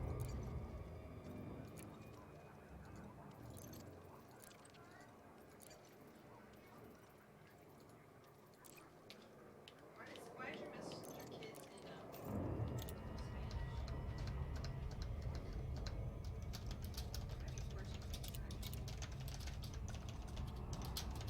Leandro, sending.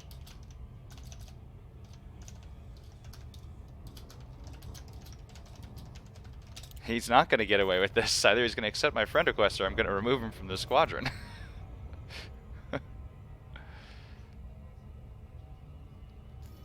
I mean, yeah, we'll definitely cross that bridge when we get to it as far as, you know, roles and management of that community. I'll try to get that together this weekend. Right now I'm just headed to a Thargoid surface site to pick up a meta alloy or 5, whatever's available, so I can bring it back to Desiat and hook some people up who need them. Because again, I shipped my wrong crate, so I've got like an hour and a half before I can even do any bug hunting. Yeah, come on out. I'm at, actually, HIP 19026. Hey, honey. Hi, Parm. Oh, she wants to show me a funny video? Oh, okay.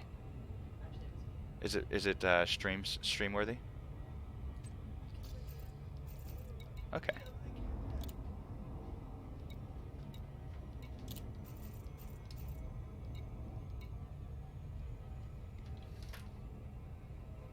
Alright, I'll show the stream, guys. Hang on, I gotta pull it over. I gotta download the video. It's in a format that I don't want to just put up for you guys. Hang on a second. Lex, we're going to B1C is the world. Alright, so let me download this. Gonna make sure there's no personally identifiable information in there. Oh my god, this cat is a nuisance.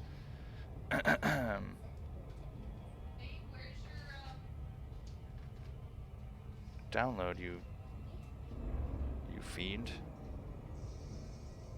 Downloading video. Alright, give it a moment. I'm gonna download it, then I'm gonna upload it, then I'm gonna put it up for you guys to see. Down, up, all around. Why do I feel a cold breeze? This is unacceptable.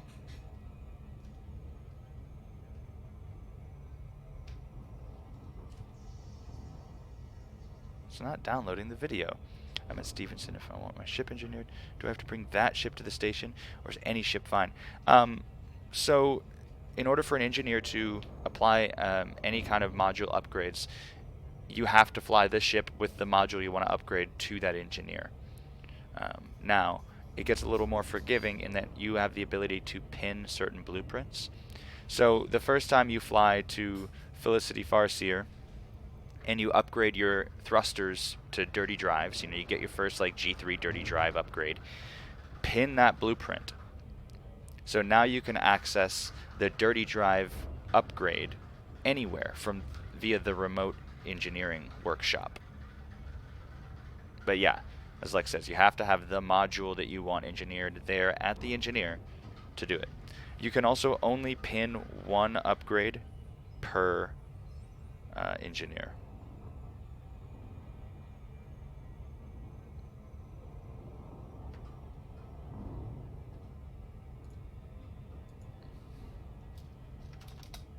Let me find this video for you guys.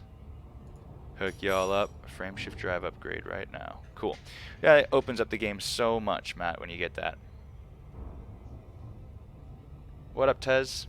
Don't forget you can use a long-range ship to travel. Use a ship transport to get the slow in there. Yes, if you've got enough credits to where you can afford shipping your ships around, that's a great way to do it. Yeah, it does cost more. So long as you got the credits to burn, then it's a totally viable option, and can save you a lot of time, because then you could like go do something else, or come back to it later, and then your ship is there. Well, it was a weird optical illusion, the way that the orbital lines distorted there. I don't think I've been to this Thargoid site. I hope it's in daylight. I hate doing these things on the night side. I just don't know what we're gonna get.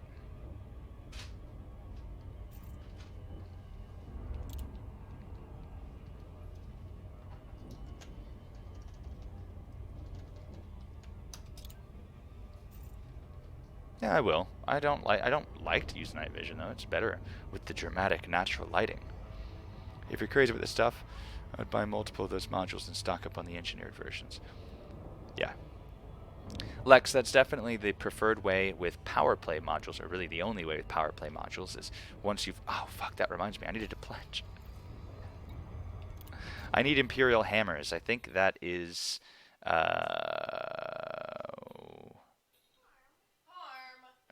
I thought it was Lavigny Duval. Let me find out. Because I've got a Arissa, yeah.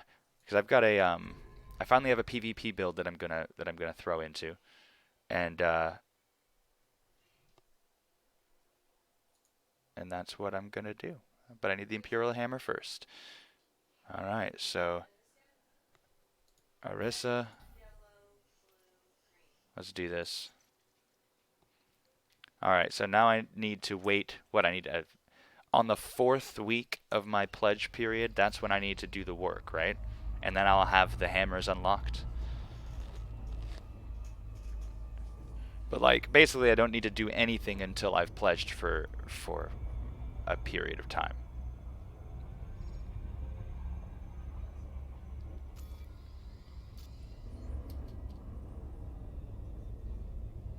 Yes, next weekend is the mining event.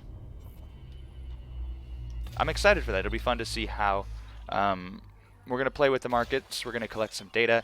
We're going to teach some people some fun group mining like strategies and tactics, and show how rich you can get when you work together. Hey, we got our...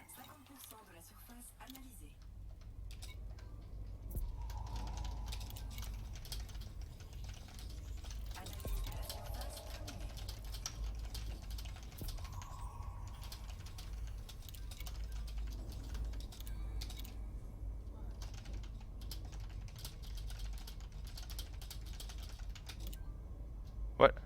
Oh, I've heard mining lances are useless, even if they are viable for mining. Absolutely useless. Mining lances are a joke. They don't do anything for anybody.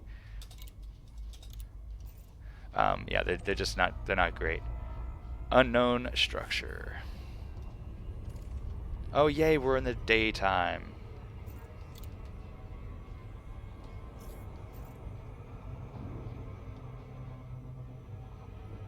Why did I go so fast?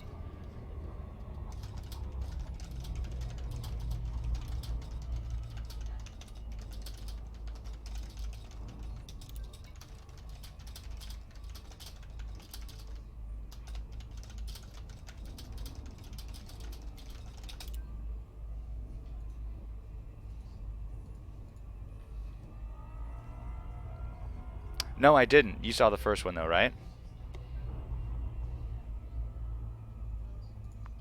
You gotta time them out a little bit.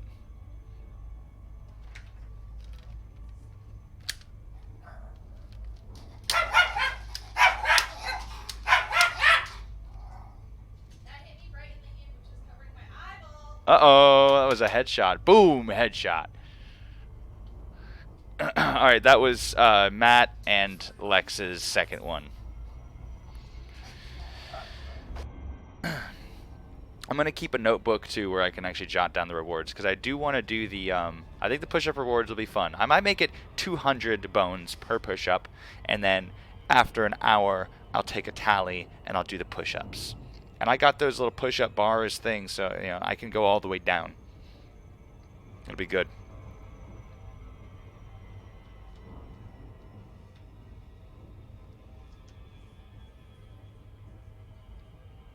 So you can actually see these things from orbit. What's neat is these Thargoid surface structures grow over time.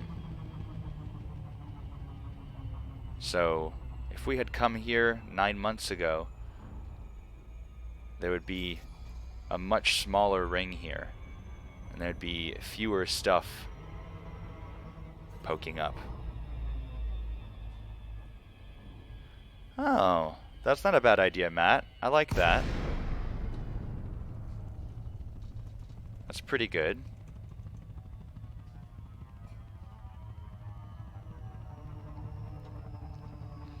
I'm all for fun ways to make the rewards more engaging for people, because it seems like a fun way to enjoy stream. Somebody tried to assassinate me. My dog saved me. My dog just saved me from an assassin. He doesn't like guns or anything that he perceives to be violence. Like, we can't even really roughhouse and goof off all that much because he gets very upset.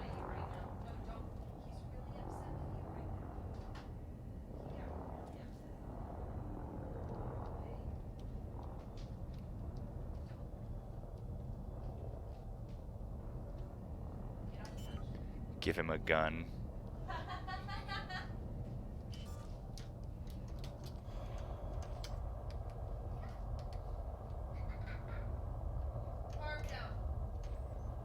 Hang on a second. I'm gonna do this.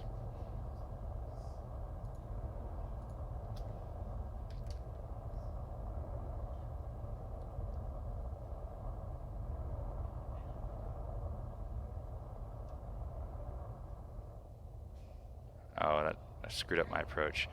Gotta come at it this way. I see.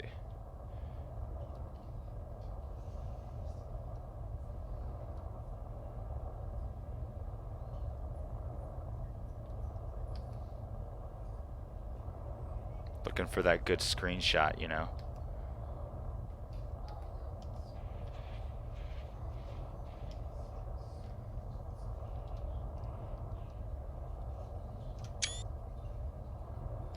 I swear I have my beacon on. Oh my god, I'm sorry, dude.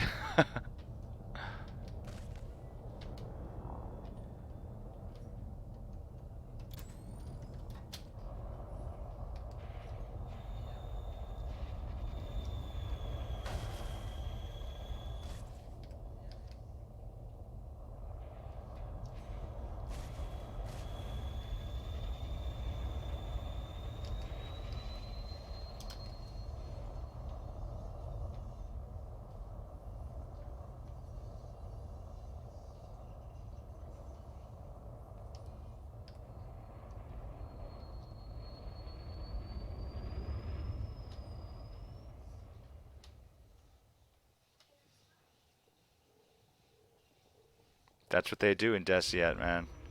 Maybe not no reason. Did you have a by any chance are you wearing a Super Cruise or docking assist module?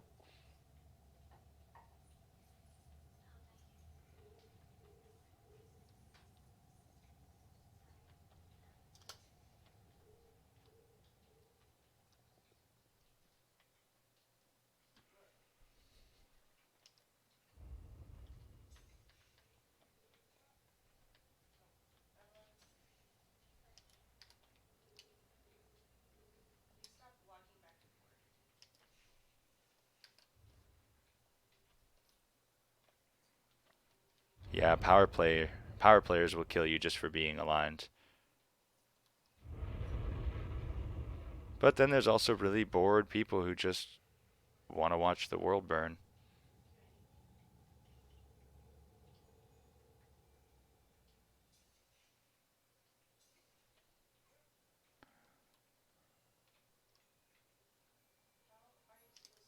It's these structures that are spooky.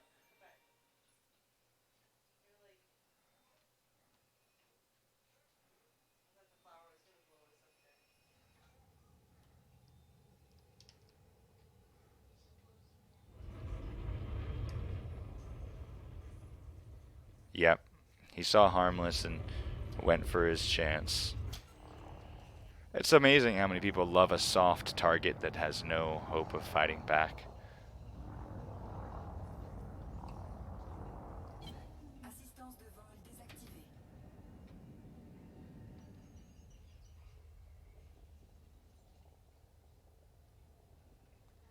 Yeah. I think my first time was in a dark side as well.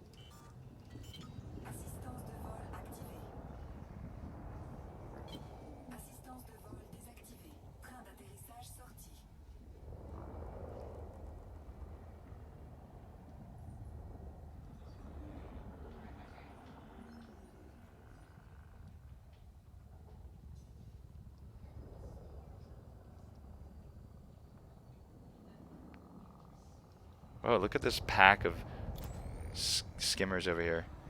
They all just like spawned in a clump.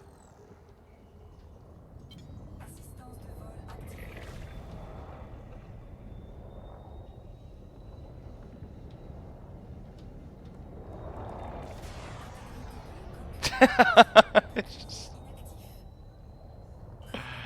blast him into the earth. That was great.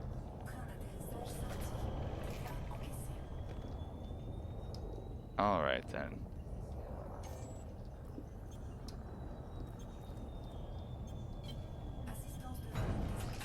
Damn, I gotta be careful with this flight assist off landings, because they're fucking me up.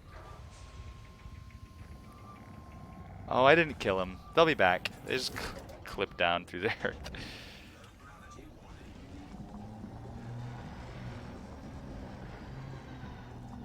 They're actually pretty non-hostile until you go into the Thargoid station.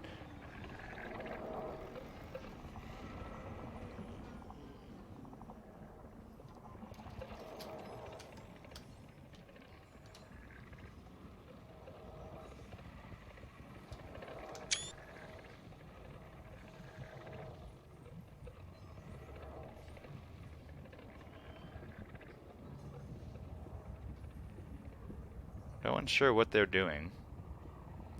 Although if you go into the Thargoid station, they will be hostile. And all at once if you turn on the device inside.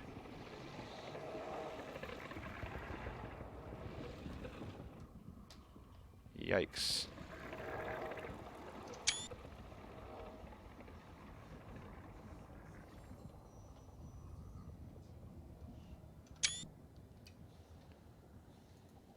You've seen them scanning the wall, huh? Yeah, they'll go around and scan things sometimes soon. Alright, so here, that looks like a meta alloy, but I can't target it. There it goes. Alright, Lex. And I'm assuming you've got, have you done your... who's it? Ron's a big fat chongus? Oh dear. Ron's a chongus. A big, fat chungus.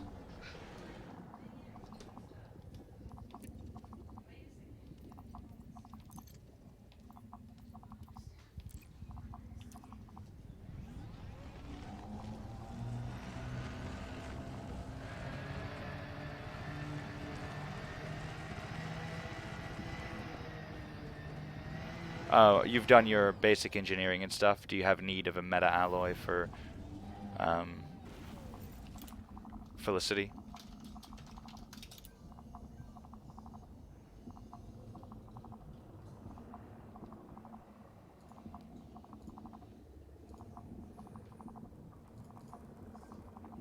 Oh, you don't? Well, this is perfect.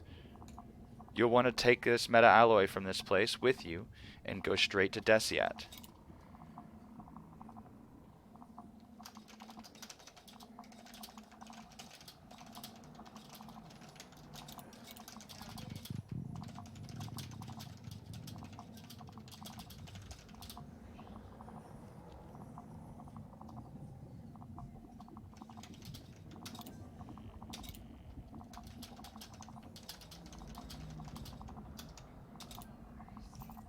Oh, you don't need them? I went down to Darnielle's. Oh, and you bought it. Okay, cool. I was like harvesting my own.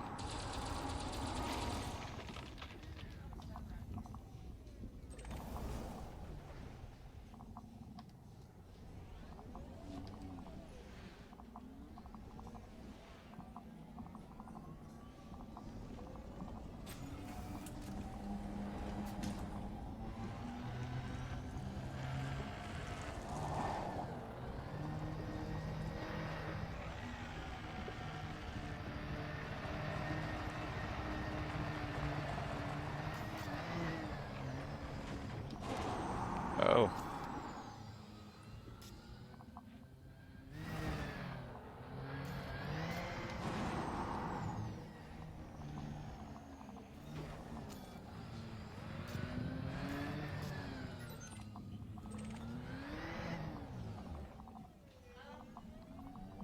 Alright, Lex, you're almost here.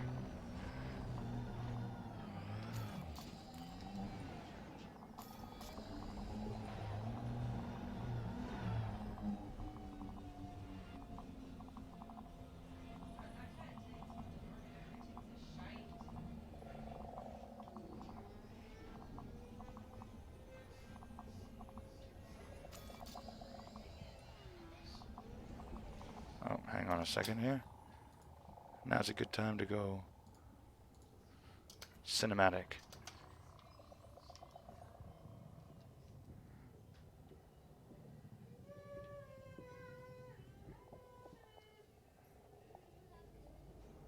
Oh, Matt, you're coming here too?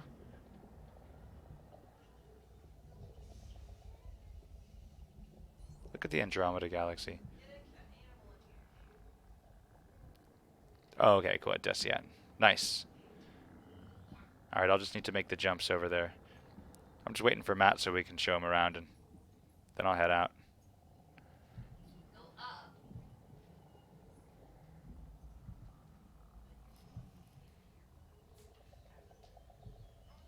Alright, Tez, I'll see you later. You know the word for this material, this kind of like bug shelly material, is called chitin, or chitin. Chitinous. Oops, Matt. You forgot.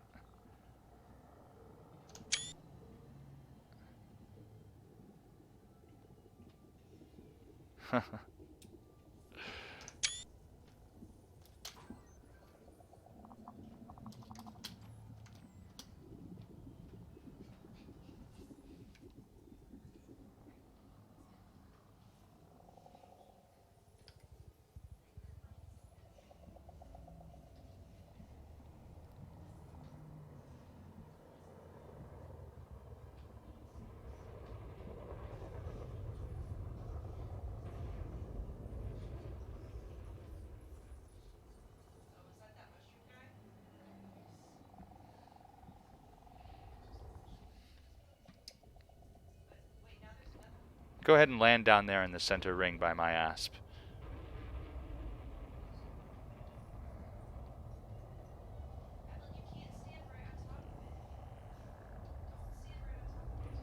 That's me taking screenshots. I don't know if you...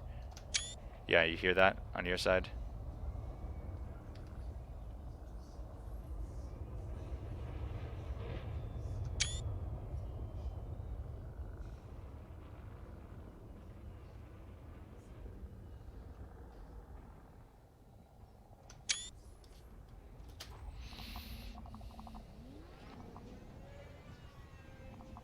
Oh!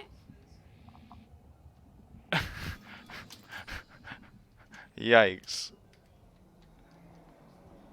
I almost went off that edge.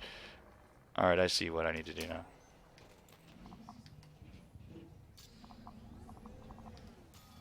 Alright.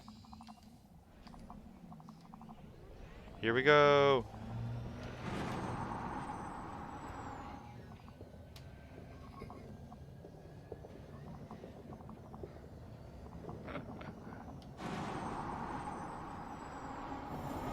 Ooh, no hull damage.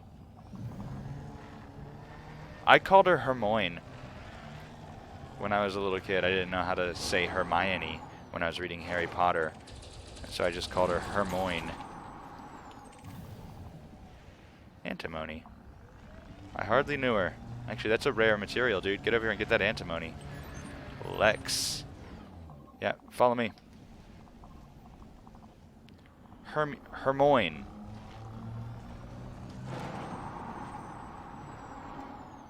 There's a little piece of antimony on the ground over here, Lex. You're going to want to grab that. It's a grade 5 material.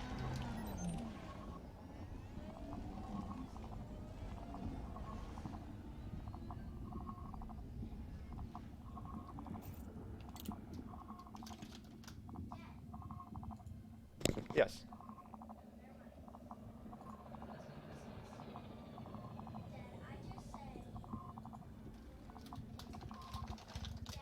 Yes.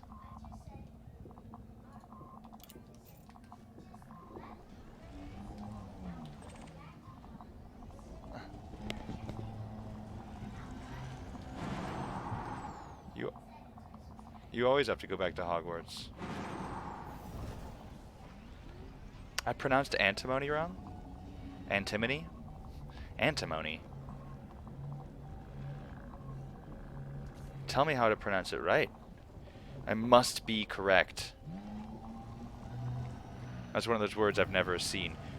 No, Matt, there's nothing else you need to do. What I'm going to do is I'll fly my happy ass over there, and then I'll probably log off for, for most of the day, but I'll be in touch. Next time I log in, hopefully you can meet me there. If not, then we'll just do something else, I guess. You can always buy the meta alloy.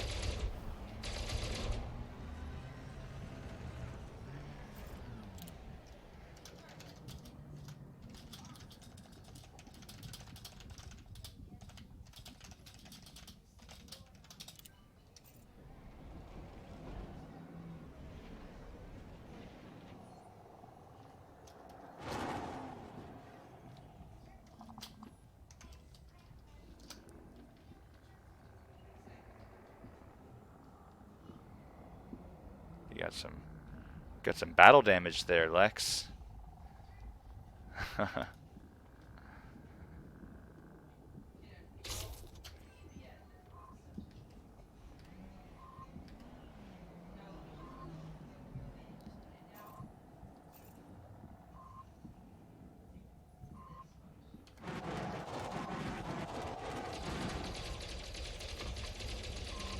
Why are you shooting antimony? You gonna destroy it? You're gonna destroy it.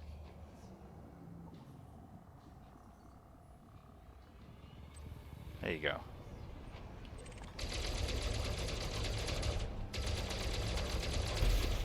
Target destroyed.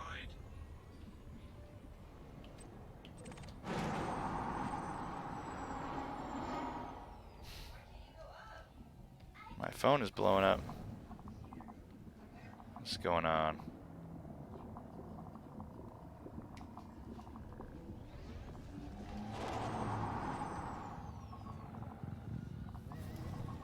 So, Lex, if you come to this surface site while you're carrying a Thargoid sensor or a Thargoid probe or any of those Thargoid objects, come to me. You can approach the front gate here.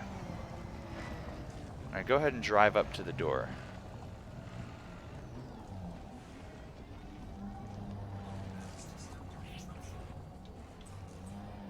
If you're holding the right object in your cargo container, when you approach this door, it'll open up. And it's really cool to go down into these structures. Many people never do.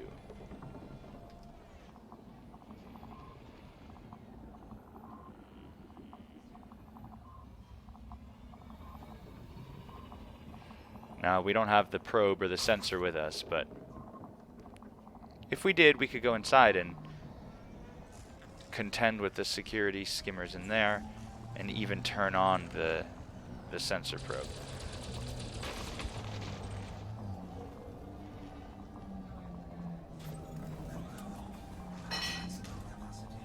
That's the cat mucking about. Yeah, Lex, they won't let you in. You do not know the way. You do not know the way.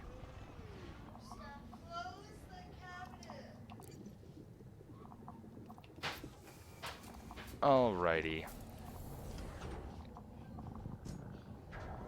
I don't think they do know who you are. You're not carrying your ID badge.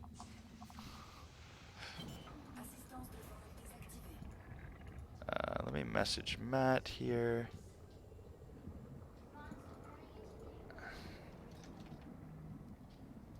Matt Dirk.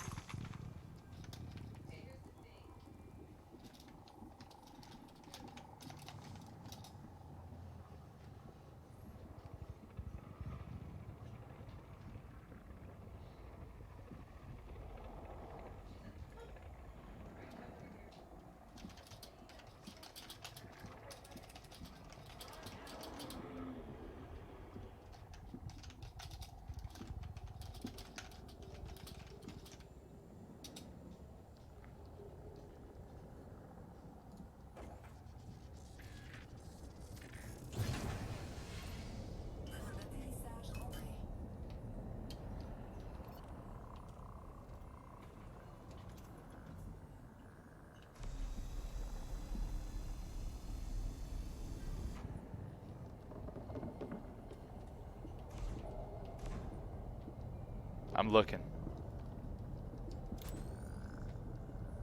Oh yeah, the Thargoid fart right there. Right there.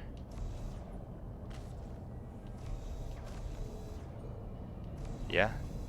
Look at how it distorts the light from my beam. That's interesting. See that?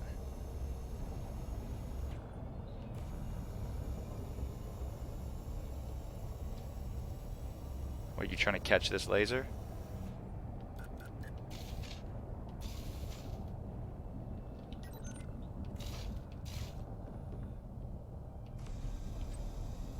That's really cool how it distorts the light from the beam.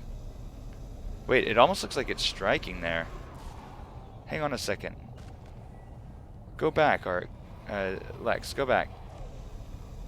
You see how I don't know what it looks like from your side, but can you drive into one of those illusory laser beams where it's striking, it looks like it's striking the ground? You see that? Is it actually doing anything to the beam, or is that just an illusion? Yeah, no. You don't get hit until you hit the main beam. Yeah, those fake beams don't hit you. Okay, thank you. That's science.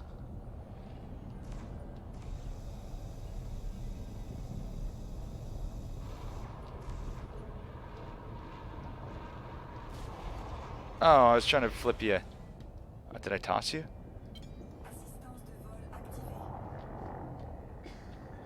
Oh. Let's try that again.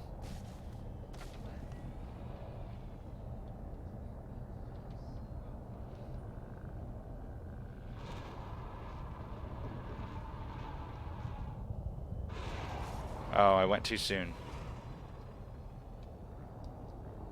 Maybe not.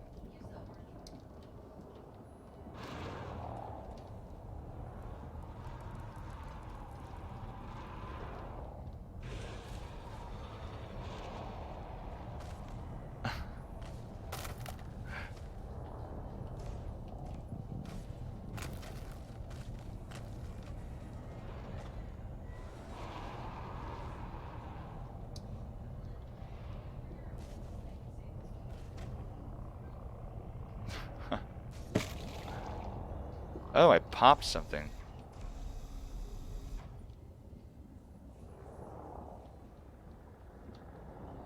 Thargoid zits.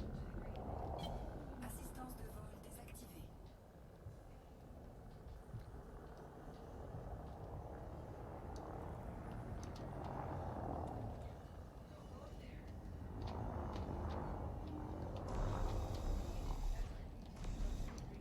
Assistance de vol activée. Okay, I'm gonna head to Desiat now.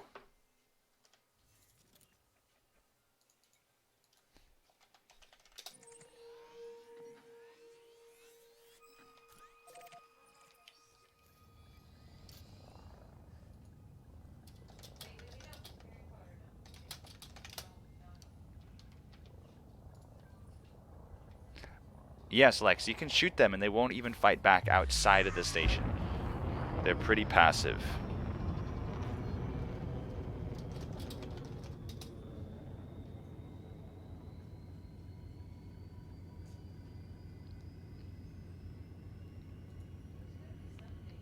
Hey, what's up?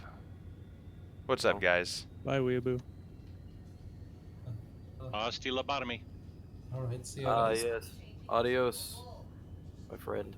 Muchachos. You can't say that. Uchitos. With Cheetos. Yeah, you can't say that. Del streaming. You can say muchachos.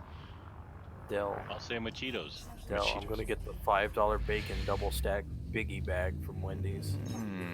Man, that sounds great. You know what I did last night? What? I went to a dance party. I went to an ABBA versus Fleetwood Mac dance party. It was You know what I did last night? fucking cool. What'd you do? I ate Taco Bell. Dude, so did I. I took my wife to Taco Bell Cantina for a pregame. Straight up. They got... Parm, can you chill? No. It's a mailman. What a stereotype.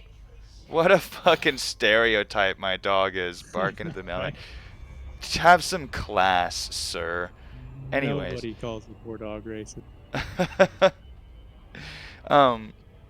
It was really cool because I did, we went to the Taco Bell Cantina, which is basically a regular Taco Bell, but it's ritzy, and they've got bottles of liquor out. And for $3 a shot, they'll put liquor in your freezes. So like I got a Baja Blast with 2 shots of tequila in it, which is actually probably the cheapest drink you're gonna get if you live in an urban area and you ever go out to a club.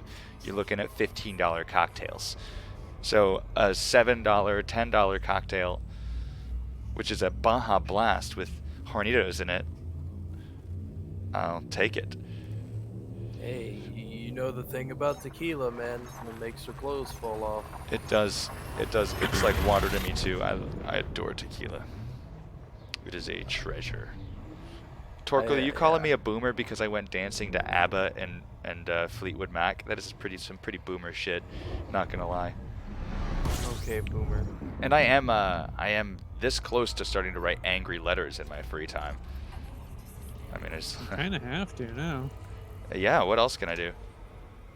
Like, after learning so much about law, the best way to manipulate anything to do with law is always just be the biggest annoyance you can possibly be. Like, Yeah. make them work for you through public Yeah, be an absolute terror. Let's see here. The best way to get away with anything is just act like you belong. Oh, Yeah. bitch. All right. I've always Damn, been I about didn't that. know you felt that way about me, my guy. Damn. Man.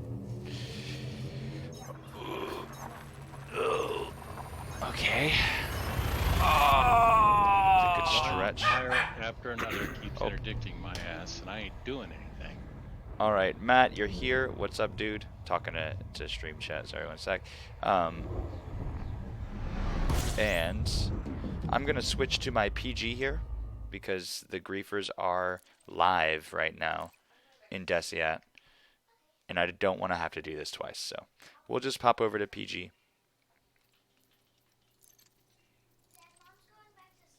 She's going back to sleep? Sounds right.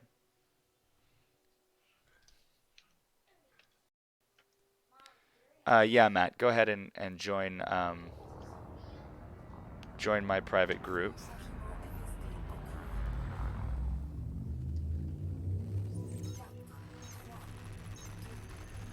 I think you have access.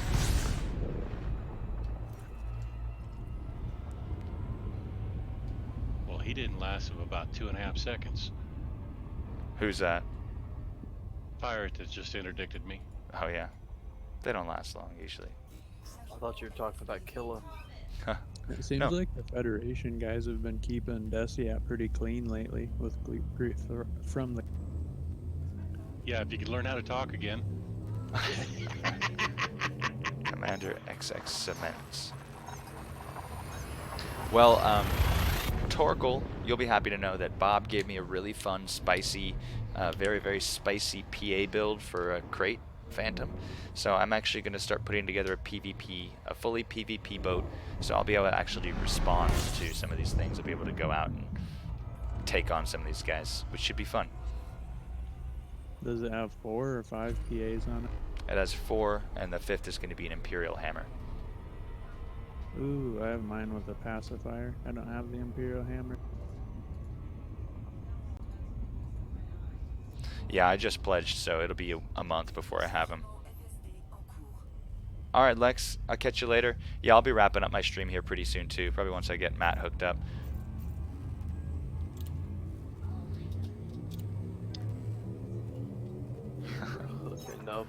I like to fly up their tailpipe and open up at 5 frags. It always feels pretty good. Hey, Bryson, I see you haranguing me in DMs. A boomer. No clue who that is, by the way, but he's only expert in combat. Yeah. Torkel, doing that intel gathering. Bryson wants voice comms. Bro, you're in Discord with me. Well, I'd just like you to know that this liner is the top 1% of all liners out there, and don't you forget it. I'm muting you forever. Understandable. Perma-mute. It could be worse. It could be what I did to Angus and Baron earlier. It could be a lot worse. And what did you do to them? All you need to know is a very terrible quality webcam mic. Oh boy. My buddy has a voice changer app that he just goes and terrorizes everybody. I think I've got 3 more jumps. Matt, 3 more. Alright, well, you should direct your passengers to the flight attendants for a brief safety demonstration. Yes, whatever you do, do not lift the handle, and show them by lifting the handle. This is how you shouldn't do it. Oh, guys, I'm like a little hungover. Oh boy. Yeah, it happens to the best of us. It does, and like I used to be able to do a lot of drinking without much hangover, and then I kind of became more and more of a lightweight as time went by. So the quickest way to efficiently get over a hangover Is to drink a just warm have- beer. Just to get drunk again, That's- yes. Those are all the rough ways to do it, but if you have a canister of oxygen, which I mean, I know most people don't have those Oh, yeah. readily available, but O2 clears you either right out. oxygen or hyperventilating. Yeah. So does taking B12 before you go to bed the night before is really one of the most reliable, like supplemental ways I've found to prevent a hangover. Yeah. You know a quick way around that? It's full of vitamin B complexes, has B12 and everything in it. It's one of those 5-hour shots. Oh yeah. Oh yeah, those are good. Be careful with them shits though. Yeah, Now, spiky. the Red Bulls and stuff are dangerous as hell, but these are not. I mean, they're just B vitamins. I always look at the energy drinks ingredients before I get them, and I look at Monster and shit, and that's like 200% of the vitamins. I'm like, nah, I don't need that in my life. And so I'll Well, grab like a. no. What they do is they give you the vitamins and stuff, but what they do is they also dump you full of caffeine and everything else. Ritual. These 5-hour Leech you. shots only have about as much caffeine as a cup of coffee to give you the initial start until the B vitamins take over. Nice. Them B vitamins, they are good. Yeah. All right, Matt. There And you are. it doesn't overdo you, and it's just good shit. Caffeine does not work on me, so I'll have to try those little 5-hour shots. They do, because what they do is they wake you up and you don't crash afterwards. You know That's how good. most of this stuff, like amphetamines, and which are like caffeine and stuff like that, Mhm. sugar, you amp up on it and everything else, and after it's done, you crash and crash fairly hard. With these, you just wake up and you don't feel amped or anything. You're just awake. Nice. I dig that. All right, Matt, let's meet above Desiat 6A, so you can just then fly down and turn them in. But I'll go, my wing beacon is on, so look for my mark. I mean, yeah, you don't want to do an exchange on the surface of a planet. Say bye to everything when it gets sucked in the gravel. Yeah, you want to do that in space for sure.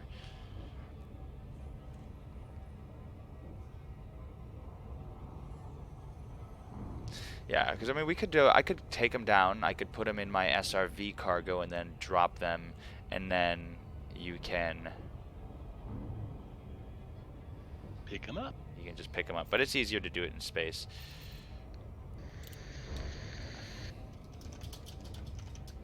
Especially if you got a couple of limpets. Yeah, I mean, I'm just giving him one meta alloy, so it's not really a. He can just scoop it. How dare you? You're ruining his experience for the game. He already went and got it, but he got blown up. So. Ooh. Damn pirates are ruining his experience in the game. He's just having an experience of the game. I don't know if it's ruined. This is part of it. Soiled it. Soiled it. Alrighty. There he is. Look at the name of his ship. Matt, I love that. Your unarmed T9 is named I Have a Wife and Kids. Baby on board. Yeah, baby on board. I like. I'm 2 days from retirement is what it should say.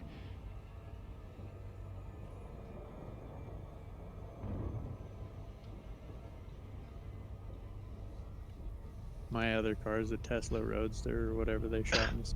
Tesla Roadster.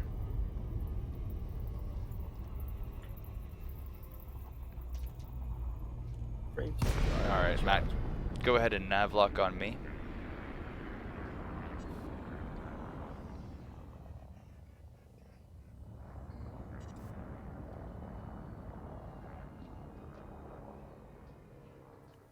The Guardian Gauss cannon kind of looks like the head of the Tyrannosaurus Rex in the old Power Rangers. Oh man. Throwback. What the fuck? Nosebleed. Dude, I remember when the Power Ranger movie, it came, like the remake or whatever, that came out, dude, that theater was full of college-age students. It was glorious. There was like no kids in there. That's great. Alright, Matt, now I'm gonna jettison. Yikes.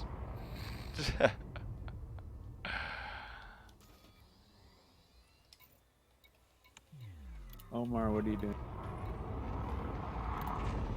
Alright, I just dropped one meta alloy there. Oh, nose up, nose up. Scoop that up. Nice haul like that. I'm surprised you made it this far. I'm surprised you made it this far. Like, bro, I'm one jump away. You're Give me- useless to me. Why is it still moving? You better go scoop that up.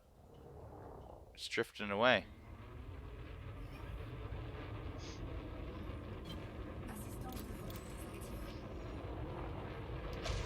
Uh-oh. Dude.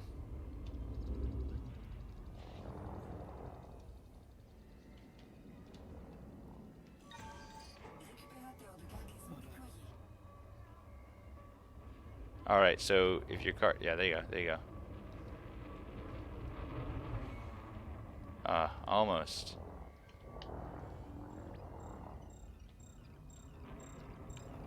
I think they should revamp the Guardian stuff. Alright, back up, Matt. There you go. I think that all of a sudden the Guardians aren't extinct and they come back. Well, that's the thought, is actually that the Guardian construct, the alien AI that wiped them all out, is still out there. Nice job, Matt. So now you can take that down to Felicity and she'll hook you up. You can finally get those thrusters upgraded, that FSD upgraded. It's pretty good. You're welcome. Now I'm going to go into... Fellatio Hornblower. I'm gonna go into open with these last two meta alloys and see if I can't survive long enough to give one to somebody. And do battle. Dude, give them both the Stephenson orbital. Well, you can't give them to a station. I mean, you could just sit in the middle of the station and jettison them shits. And get a fine. Good job, Price. Littering. Littering and... Littering and...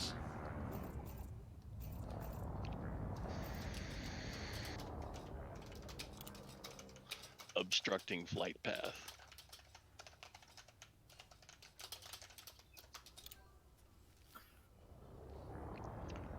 Or you can kind of fly past the mail slot and jettison them so they shoot inside. Hey, that's fun.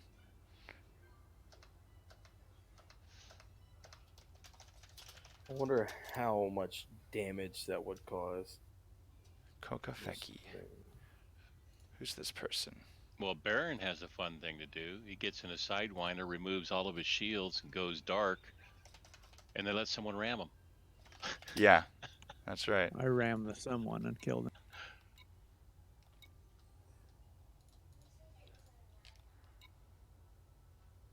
Great, a harmless pilot.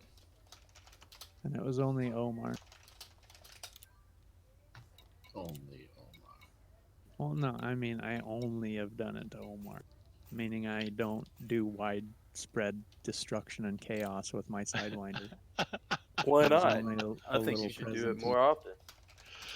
I actually did just fully upgrade the performance thrusters for my Sidewinder, so it'll be fun.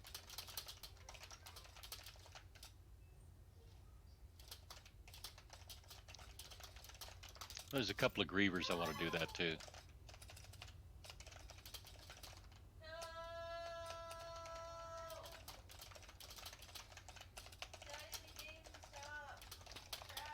Oh.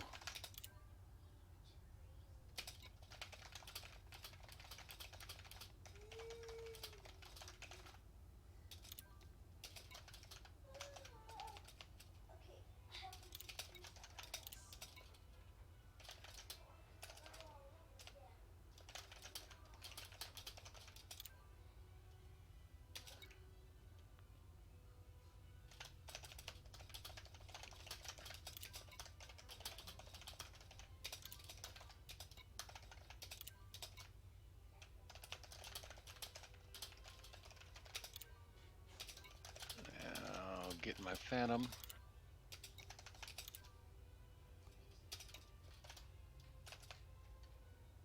And go back to the winch. Whoa, I don't think she enjoys being called that, my guy.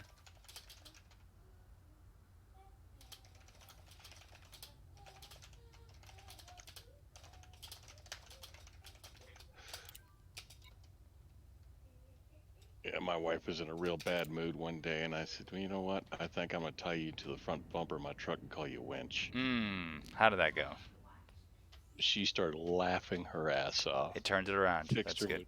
That's good. Sometimes Fixed her mood. I noticed that happens. Sometimes you just gotta like throw a little shade, lightens the mood a bit.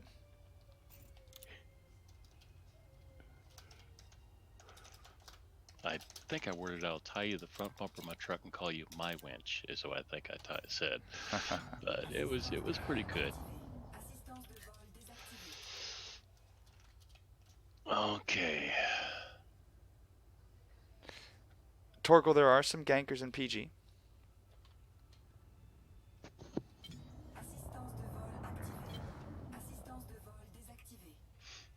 I can't wait till I get everything engineered to 5 and build a good ship. Oh, not in PG. In public, in open, there are some gankers. I was gonna say, how's that?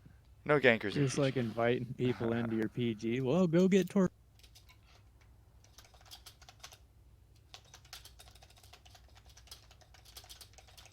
Just like, good luck, have fun.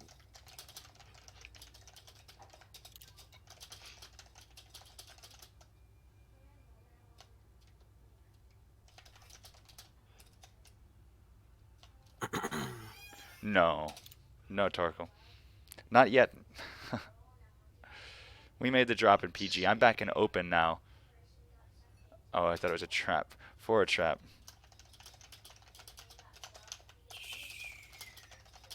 Let's see how I'm going to build this out.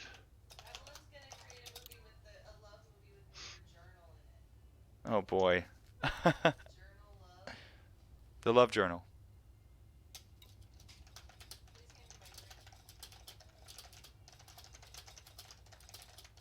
Low emissions and thermal spread.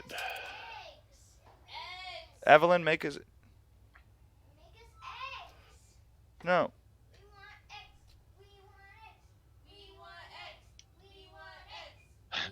We want eggs. We want eggs. We want.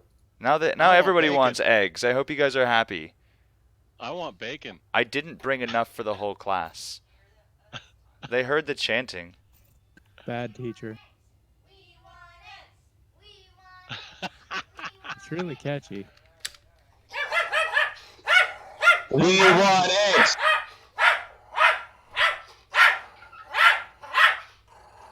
Now the dog wants Look at him. eggs. He's so mad.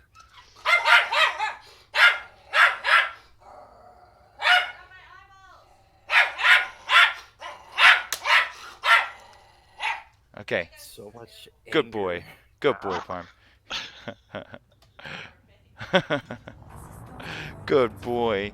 He has this look on his face like, did I do good? Did I do good? Yes, you did do good. I guess nobody wants this meta alloy. Assassin! Anger. Okay. Alright. Alright.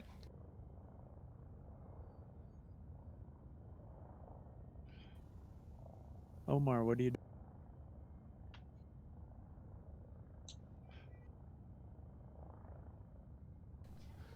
Alright, it looks like I can't get anybody here to get these free meta alloys.